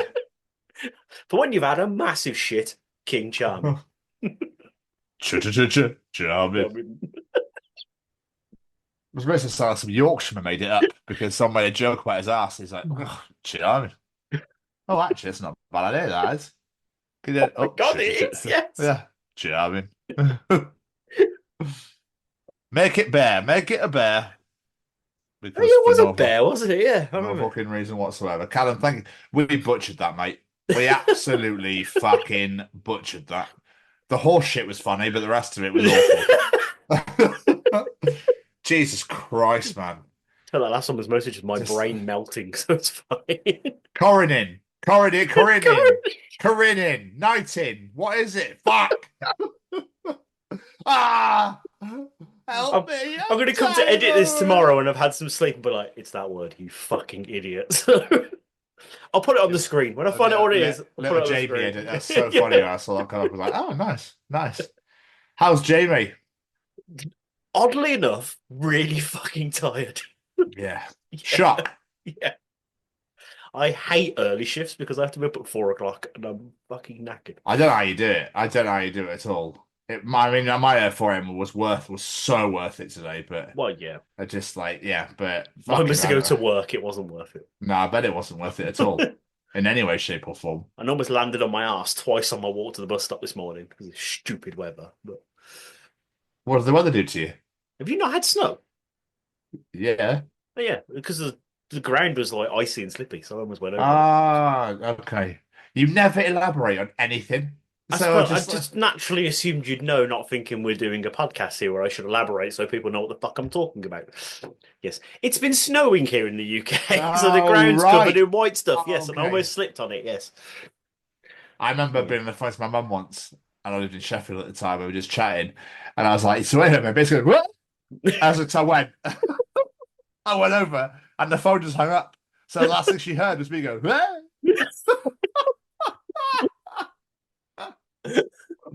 Oh, it sucks. Walking, and it's ice everywhere. It sucks ass. Yep.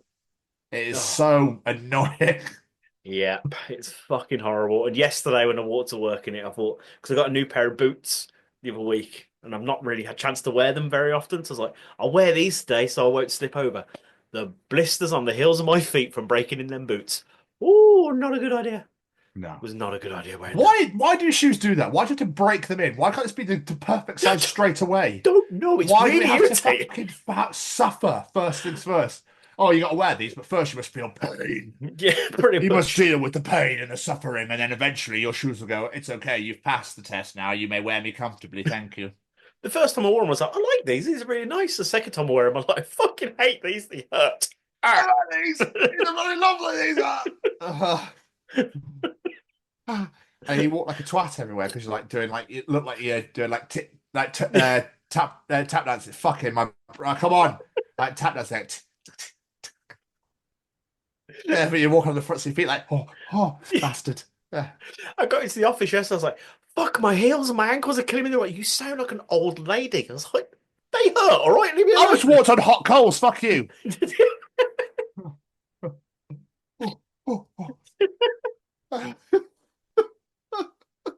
I had to like take new starters around at work and do like a tour, and halfway through my feet were gone. I was just like, "Yeah, this is this. Fuck you. Let's get back down to the office. I can take his fucking shoes off." And then have an heart attack. You go left, go right.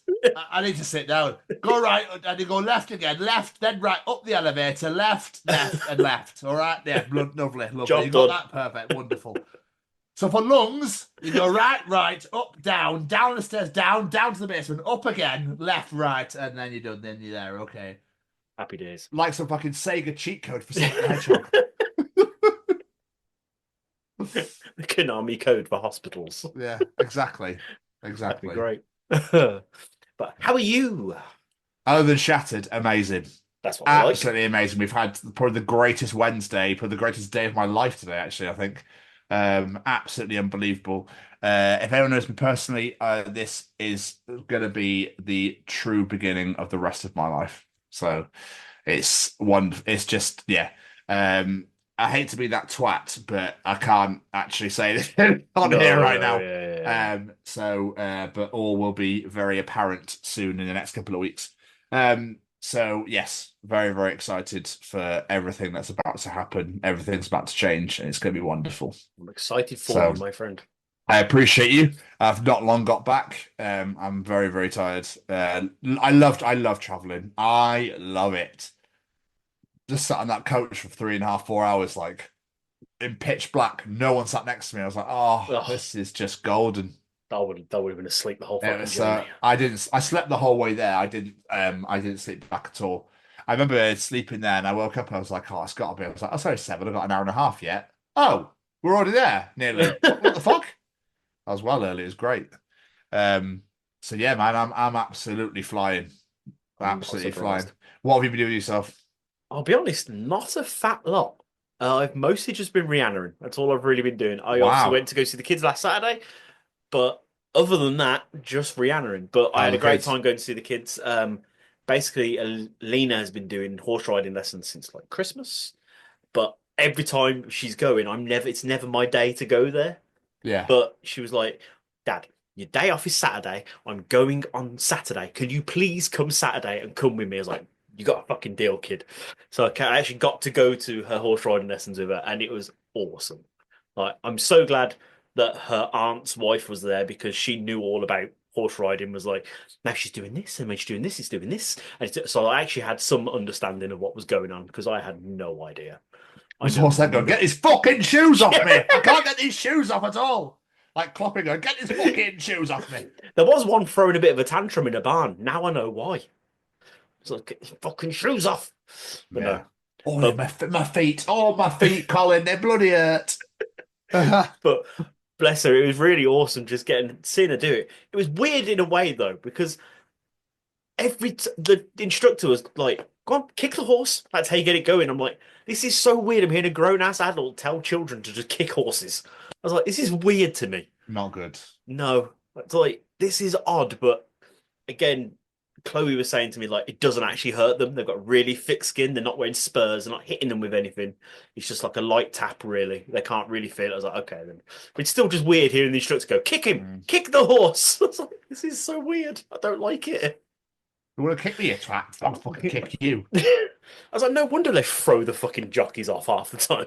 You kick me, I'd throw you off and all you bastards. Well, obviously that was going on as well. Obviously, when you came down as well, the fucking racists were here. Hate it with a passion. Getting there was a pain in the dick because Cheltenham train station just doesn't know how to cope. It goes into shutdown every time. And it was just like giant traffic going around. I'm like, why can't you have 2 exits? One for just normal people and one for race dickheads who want to go and get the bus to the race course. Because the race dickheads would take the normal way out, weren't they? And they went, yeah, I know that is the reason, but still it infuriates me. But so getting there was a pain in the ass. Getting home, luckily, Becky was going out that night, so I had to leave a little bit earlier, and I left just before the last race. So getting home was a doddle. I had no worries whatsoever. Got on my train, sat down, happy days. I was like, thank fuck for that. Good. But yeah, getting there was a pain in the arse. Belongs it's all over now. It's twice a year they do it, or was it 3 times? I can't remember. It's a lot. It's too many times, mate. Yeah. It's too many times, yeah. I think New Year's Day's next. Oh. Yeah, no, not a fan. Well, have to worry about that anymore. Very true. Lucky sod. But yeah, other than that, that's all I've really done. I've not really been doing anything. Oh my god, you never doing gigs or anything? No. Holy shit. Becky went to a gig on Monday, but I didn't go, so. Within Temptation, indeed, all the way in Nottingham. Rock City? No, it was the arena. I can't remember what it's called now. The Motorpoint, is it? Oh wow, the Motorpoint arena, yeah. Fucking hell, that's wow, okay. Yeah, so to be fair, I would have been, but they didn't get home till like 1:45, 1:30 in the morning. If I got up at 4 for work, I would have been fucked. So You've been what, sorry? Fucked. It's better the first time. Yeah, sorry. That's my fault. I made you do it again. But yeah, that's pretty much been my week. What have you been up to? What have I been up to? So shall I start with it or shall I wait? I'll wait. So obviously today I went down to Basildon in Essex. I have never been to Essex in my life, and it was quite the experience. But I got to go and meet I got to go and meet Sophie, and we went out for a day out. It's been bloody lovely. My feet hurt though. I don't know why, but they do. We did quite a lot of walking, but we chilled out in a lounge. I forget the name of it now already. But we sat, had breakfast, had coffee, had juice, ate loads, chatted. It's been a day. It's been a day. And obviously I've had some absolutely unbelievable news to go alongside that. Yeah. So it's been an absolutely wonderful day today. So I've literally just got back from Essex. I got back about 9 o'clock. And we're now recording this, just after 10. So yeah, man, it's been amazing. It's been absolutely amazing. So nice to meet her. She made me try vegan mint chocolate. It was a reindeer. It was absolutely delicious. It was literally like just eating chocolate. I do kind of wonder sometimes if we just assume because it's vegan, it's shit without even trying it. It's probably actually not that bad. Some stuff is. She was like, don't try that. There was like Brussels sprout truffles. But they're actually, I think they're just chocolate. I don't know what they are, but they're vegan as well. And I was like, she was like, they'll be shit, don't bother. And I was like, okay. But when you said Brussels sprout truffles, I wasn't expecting you to say they were chocolate. What? Yeah, it was chocolate. Yeah, it was odd. I don't know if it was just Brussels sprout shaped. Maybe. I don't really know. Anyway, yeah, she got me to try this mint reindeer. It's absolutely delicious. Yeah, man, just what a day. Absolutely amazing day. I've absolutely loved it. I'm absolutely gutted to be home. I'm very, very, very tired, but I'm absolutely gutted to be home. So I did that today. I've been not doing a whole ass of a lot, really, thinking about it. But you want the update, don't you? Yes, I do. Come on. Enough about your great day. Update me. No joking. I went to see my mum on Sunday. Okay. I went to see my mum. That was really nice. I decided to walk to Hucklecote from here. It's about 4 hours. I got to the cheese rollers in Shirlington. So I've been about 2 hours, and she drove past me and was like, "Get in. What are you doing?" And I was like, "Okay, all right, sorry." So I went to my mum for a little bit. So that was quite nice. She's been having a bit of a time of it at the moment. So got to do that. Obviously, had my 12th therapy session last night. That went really well as well. I've only got 4 left, which is mental to me, really, how fast that's gone. I went and saw my sister on Saturday. Was it Saturday or Thursday? I went and saw my sister at some point this week. That was really nice. Went for dinner, hung out, chilled. And obviously Sunday night was NFL Week 11. The Steelers against the Ravens for the top spot of the division with 6 weeks to go. The Steelers won. Yes. So we won 18-16. We scored no touchdowns. We kicked all of our points. Okay. Absolutely. The game was amazing. It was awesome. I can't believe we won again. Absolutely insane. So we are flying high at the moment in the division at 8-2, top of the league. As for fantasy, Tom went 9-2 and won as well. Yes! Yes! I beat third place. I am 1 win away from securing playoffs. Fucking yes. And I'm 1 win away from securing the top 2. So I'm top of the moment still. I know. I'm like, I can't believe what's going on. I can't believe what's happening. The guy I'm playing this week, 4 or 5 of his players are on bye weeks. He's got like nobody. So I was like, oh, nice. Come to daddy. We love it. So I'm buzzing for that, man. So yeah. So currently the Steelers are on a winning streak. I'm on a winning streak. It's just glorious. So very glorious. Oh, we love it. It's absolutely So yeah, so the Steelers are playing the Browns tomorrow night on Thursday Night Football. So there will be updates for that for next week. So yeah, I'm just thinking then, fantasy football teams. Don't you usually name your team? Yes. What's your team name? You've never told me. Steeler Country. A lot of people went for like stupid names, like Tua in the Pink and stuff like that. Tua Tagovailoa. So, okay. Yeah. Players' names then make sexual reference or whatever. Okay. So one's called Lat'll Do Nicely, which I quite like. That's clever. Yeah, it's very clever. So I've got Tricky Trees this weekend. Tricky Trees. Washington fan. Yeah, so should be interesting. So, but there's only 2 games left after this. And I'm 2 wins ahead of third. It's like I'm excited for you to win it, and then at the same time I'm like, oh, I don't want this to end. Oh, sorry, mate. You've still got 5 weeks of it. I'll just have to start rooting the Steelers towards the Super Bowl and stuff. Oh. Just those words, Steelers and Super Bowl, just sent you giddy then. That's great. Oh, just a man can dream. The Chiefs lost their first game this weekend of the season. That was absolutely glorious. Nutsy will hate me for saying that, but he won't watch this, so I don't care.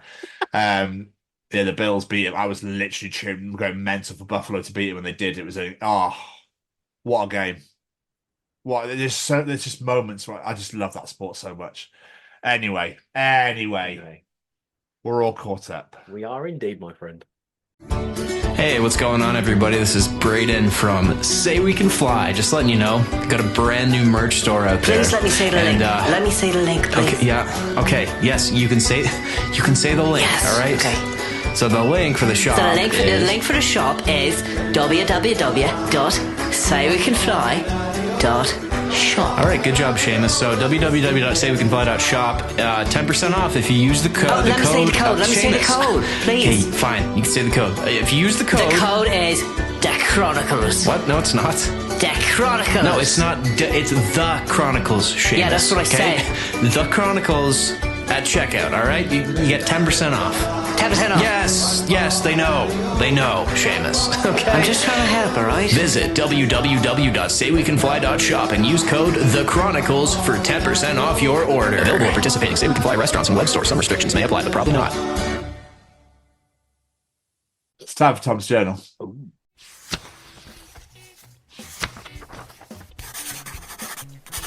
And welcome to another edition of Tom's Journal. So, we're going to start the journal with some Michael Owen quotes. Okay. Do you know who Michael Owen is? Footballer. He is an ex-footballer, yes. Oh, now commentator. Oh, yeah. okay. Here are some Michael Owen's best quotes to brighten your Wednesday. It literally says Wednesday, and this is Wednesday, so here we go. Best to brighten all your Fridays, Saturdays, whatever day you watch this on. So, Some of Michael Owen's best quotes in football. Well, it's definitely hit Defoe's hand as it's gone in, but it's not a handball for me. Wait, what? You heard. Okay. Oh, what a shot! That's completely unstoppable, but the keeper's got to do better for me. Oh, I didn't realise he was this bad. Liverpool are 4-0 up at Everton after 50 minutes. I doubt Everton are going to get anything out of this game now. What? Blackburn have got 2 strikers on, and they're both playing up front. Because strikers play up front anyway. I actually do that. Well, if there's a bit of rain about, it makes the surface wet. No shit, Sherlock. That shot is impossible. I saw Yaya Toure do it once.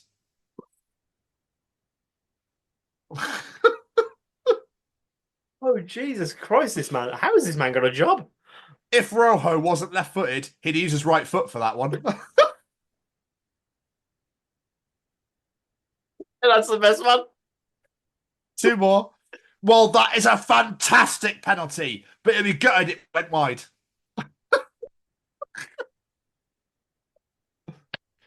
I love these players with 2 feet. As opposed to the players that have more than 2 or less than 2. What? He's a stupid twat, isn't he? He fucking is. I bet they're gutting Gary Lineker's leaving now. Jesus Christ. This lady in my bowling league was just hammering strikes, and someone asked her, what kind of performance enhancer did you take before this? She just said, Applebee's wings, and then just blows another strike right down the Broadway. Chicken wings, they just power you on. Fucking phenomenal. There was a sign at a metal gig recently. It said, no crowd surfing. You will be immediately ejaculated. Well, what? Man's got to do what a man's got to do. Husband stabs vampire. Wife, oh my God. Husband beats down zombie. Wife, oh my God. Husband, what? Wife, you're supposed to give them sweets.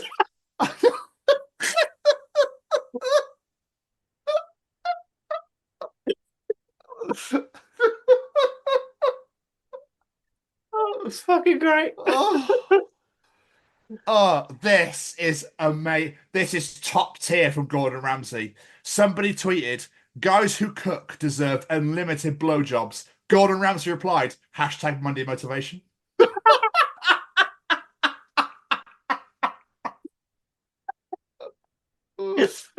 Oh, hello, mate. So where are you from? From Scotland. Oh, cool. Whereabouts in Scotland? I'm from Limekillins. Oh, cool. So where is Limekillins? In Fife.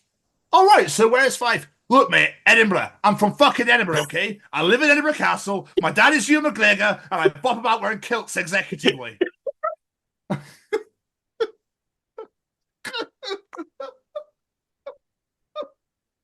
It's like when you go abroad, they're like, where are you from in England? I'm just going to say London. It's easier. Oh, yeah. Absolutely wonderful. So, girls use their notes app to vent, write poetry, track their period, just all things good. What do boys use it for? Well, I just found out my husband has a hot dog counter in his phone to track his yearly intake of hot dogs.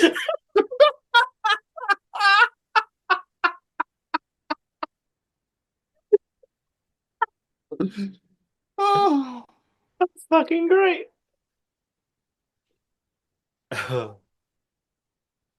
What is the dumbest belief you ever had as a child?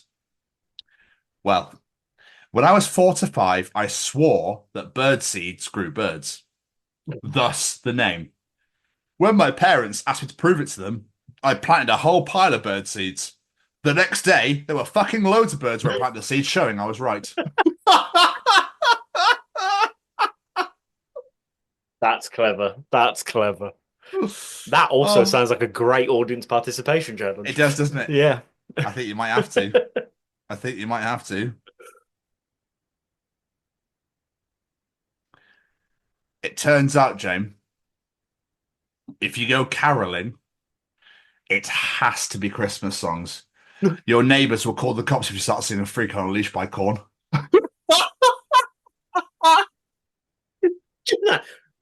Hello. It's So fucking good. great. Go! Friend. So, what did your wife do just before she had the baby? Me, she went, fuck, and a little bit of poo came out. Friend, I meant work-wise. Oh, bookkeeping.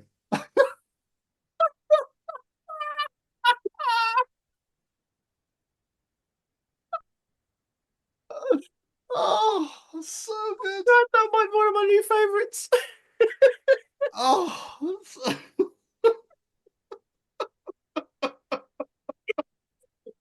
Jesus Christ.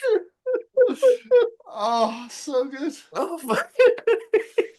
Oh, that's absolutely magnificent. It's the... Oh.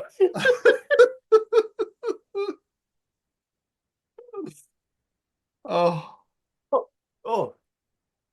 Oh, you know it's a good one when you give me a fucking copy of it. You are such a piece of shit. Sorry, I think you had the wrong number. Is this not Robert? No, it's Todd. Fuck you, Todd. You're probably a piece of shit too.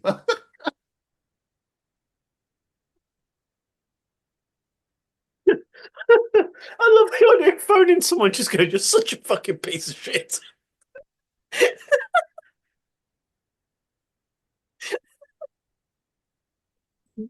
Oh,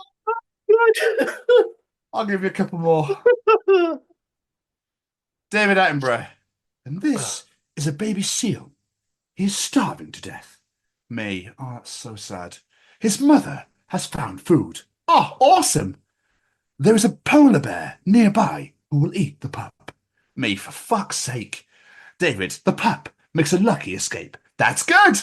David, the polar bear will now starve. Oh, for fuck's sake. It's so true. Painfully true. Oh, God, so good. It makes And me laugh. finally- He does do that though, because he's like, you get really into this one animal you really want to survive, and then he makes you feel sorry for the fucker that was trying to hunt it in the first place. Yeah. Good old Attenborough. Still going strong. Finally, James. This dude I met on Marketplace is definitely going through something. Hey, mate. Is that Miata still for sale? Oh, yeah. Yeah, it is. Oh, good. Cool. Whereabouts is the pickup? Nashville, brother. Sweet. What's your lowest point? Probably when my wife took the kids and left me for another man. Oh, that's really rough, man, but I meant the lowest price.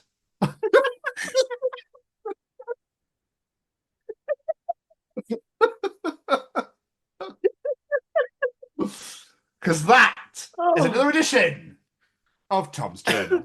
I love those journal entries where you're like, is that a joke or has that happened? Because that could happen. That was I could a text see that conversation, so I think that had happened. I Yeah. can see that happening.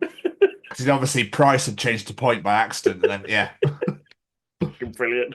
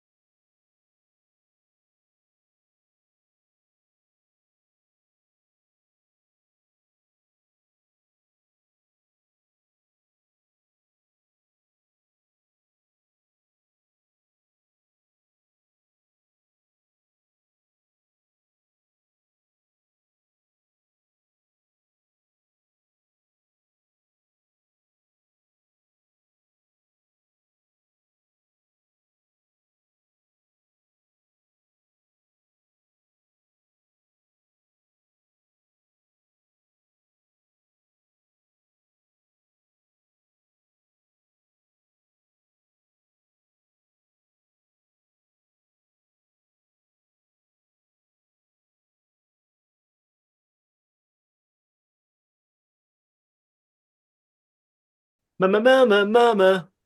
Mama, mama, mama. Mama, mama, mama. Mr. Stevens. Jamie's got it wrong. Jamie's got it wrong, and it's all Jamie's perfect views. I know that. What is that? Underdose. Ah, of course it is. Ah, silly me. Ghostbusters in me in the same way. I love it. It's audience participation time. It's audience participate. Oh, I mean, you could have put participation by itself. I'd put the time on the end. So that would have been, but still, never mind. We'll participate. We'll participate. And we're all gonna be bitches.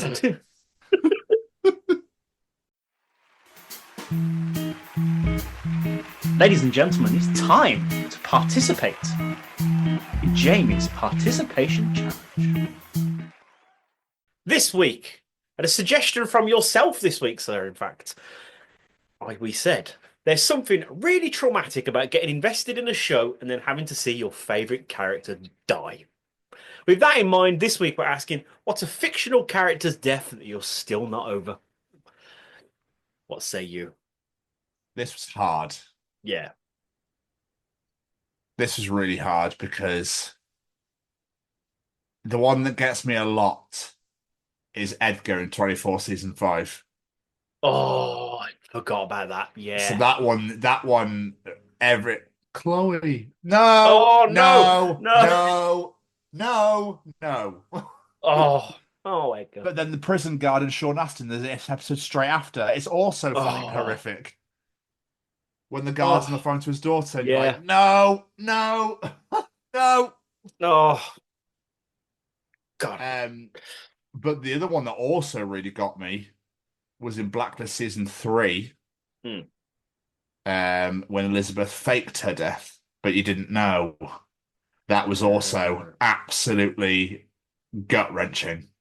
But I'm gonna have to go for Edgar, I think, because Edgar's top, it's just where it's his Chloe's name. Everything about it just makes you go, "Fuck's sake!"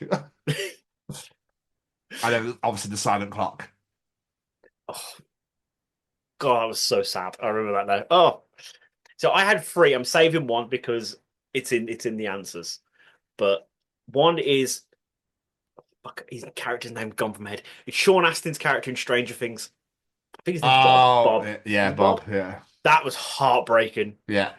My other one, I don't know if it's recency biased, but Dr. Mark Sloan in Grey's Anatomy. I'm still not over it. Every time he pops up or there's mention of his name, I get a little bit teary because I absolutely love that character. And yeah, I'll mention the other one in a bit because quite a few people have mentioned him. So let's get some audience answers.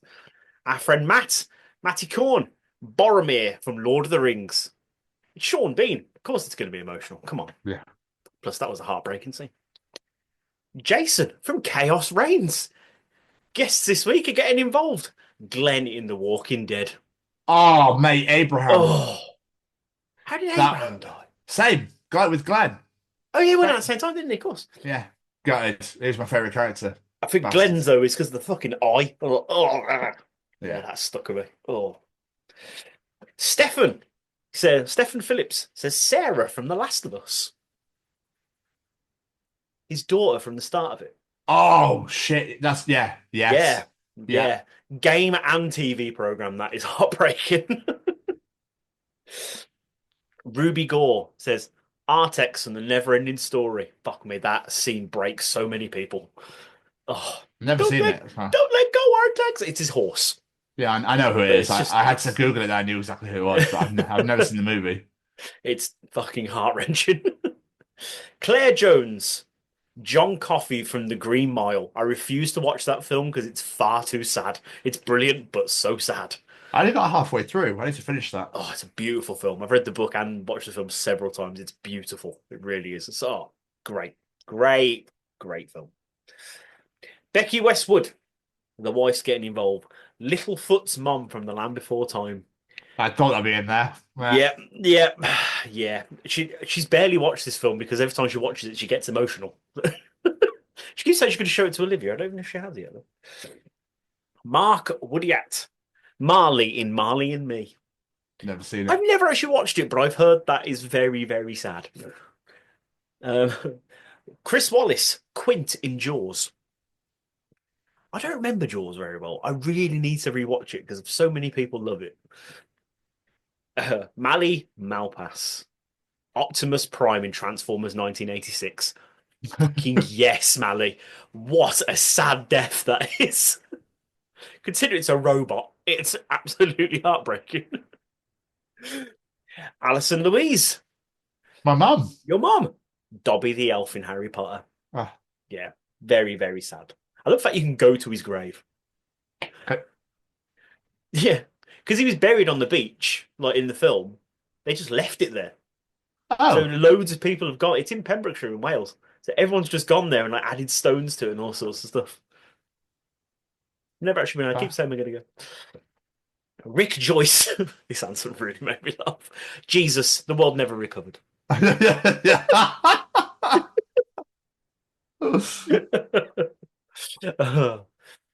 Simon Bonehill, Black Widow.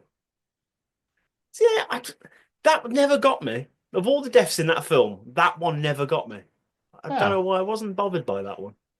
It's just the way you don't know who it's going to be is what shocked me more. Yeah. Yeah, it was shocking, but it didn't really bother me as bad as that sounds. Such like, oh. Liam O'Donnell, Tiny Tim from The Muppets Christmas Carol. Yeah. I'll give you two more. Jess Craig, anyone in Grey's Anatomy. You're fucking right. Fucking right. Oh, I think the wife overheard me. She just messaged me saying, me and Olivia did watch it. She had a nightmare that night. So there you go. No. Sorry. Now I'll say two more. I missed one. Our good friend Ryan Williams is back. He says, I've never been one to be overly traumatized by a scene or anything, but there's been a couple that have touched me in my feelings. Darth Vader dying on the Death Star 2. He sacrificed himself for his son. Absolutely. Harry Stamper, Bruce Willis's character, dying in Armageddon. He sacrificed himself so his daughter can have the love of her life. What a film. I haven't seen that in years. No, that's a great movie. Old Yeller, enough said. Taking a dog behind a woodshed. Yeah. And so I don't know if this is a character died per se, but there's a really fucked up scene on this anime called Full Metal Alchemist. There's a scene where a father basically makes a hybrid creature with his daughter. And yeah, I still can't really finish watching that anime because of that one scene. Anime is very odd, isn't it? Yeah, it's not for me. It's very odd. Last but not least, Debbie Meyer, Harrison Smith, Tim Finch, Manny Malpass, and myself, OP from Sons of Anarchy. I got this. Fucking heartbreaking. Never seen it. So, it is such a heartbreaking scene. He's one of them characters that he's a tough bastard, but he's such a nice guy. So when this happens, and he's basically, it's heart-wrenching. It's so sad. Yeah, that definitely got my vote. It was the first thing I thought of as soon as I put this question up. Not OP. I liked this question. It was quite sad, though, at the same time. Yeah. It's mad how attached we get to fictional characters. They don't It's really exist. it's crazy, man. It's crazy. That's what I'm saying about my idea last week. I think it'd be great. You think someone's going to die, but they never do. No. Be great, but you know everyone would get annoyed because no one dies. Yeah, it'd be funnier. So, but thank you to everyone that participated in Jamie's Participation Challenge.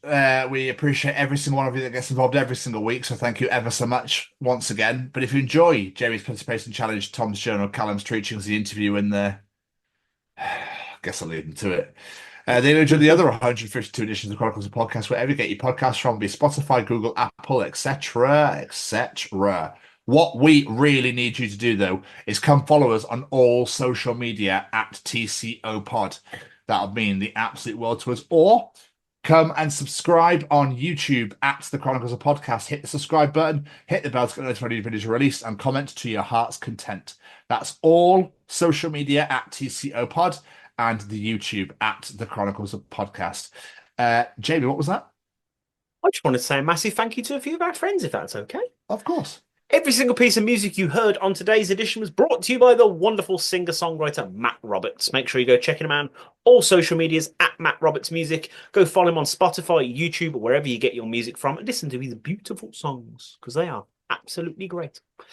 And of course, we have to say a massive thank you to Mr. Braden Barry and his Say We Can Fly. Head on over to www.saywecanfly.shop. See what you like the look of. add those to your basket and enter the discount code The Chronicles and get yourself 10% off your order. Before I move on, I do apologise. We also encourage you to go check out Braden's other projects, Anxious Ghosties' other merch store, more great, beautiful apparel. Go check it out on there. T-shirts, hoodies, whatever you like the look of. Again, put it in your basket and support this wonderful human being. And Braden is now back with a brand new podcast, Amber Forest Podcast. If you head onto our YouTube channel, you can find it linked at the bottom. Go check it out, subscribe, and send Braden all your love and support, because it is a fantastic podcast to listen to. It is. It is with former guest Dustin Gill. It is. How could I forget Dustin? I do apologise, Dustin. Go check him out right now.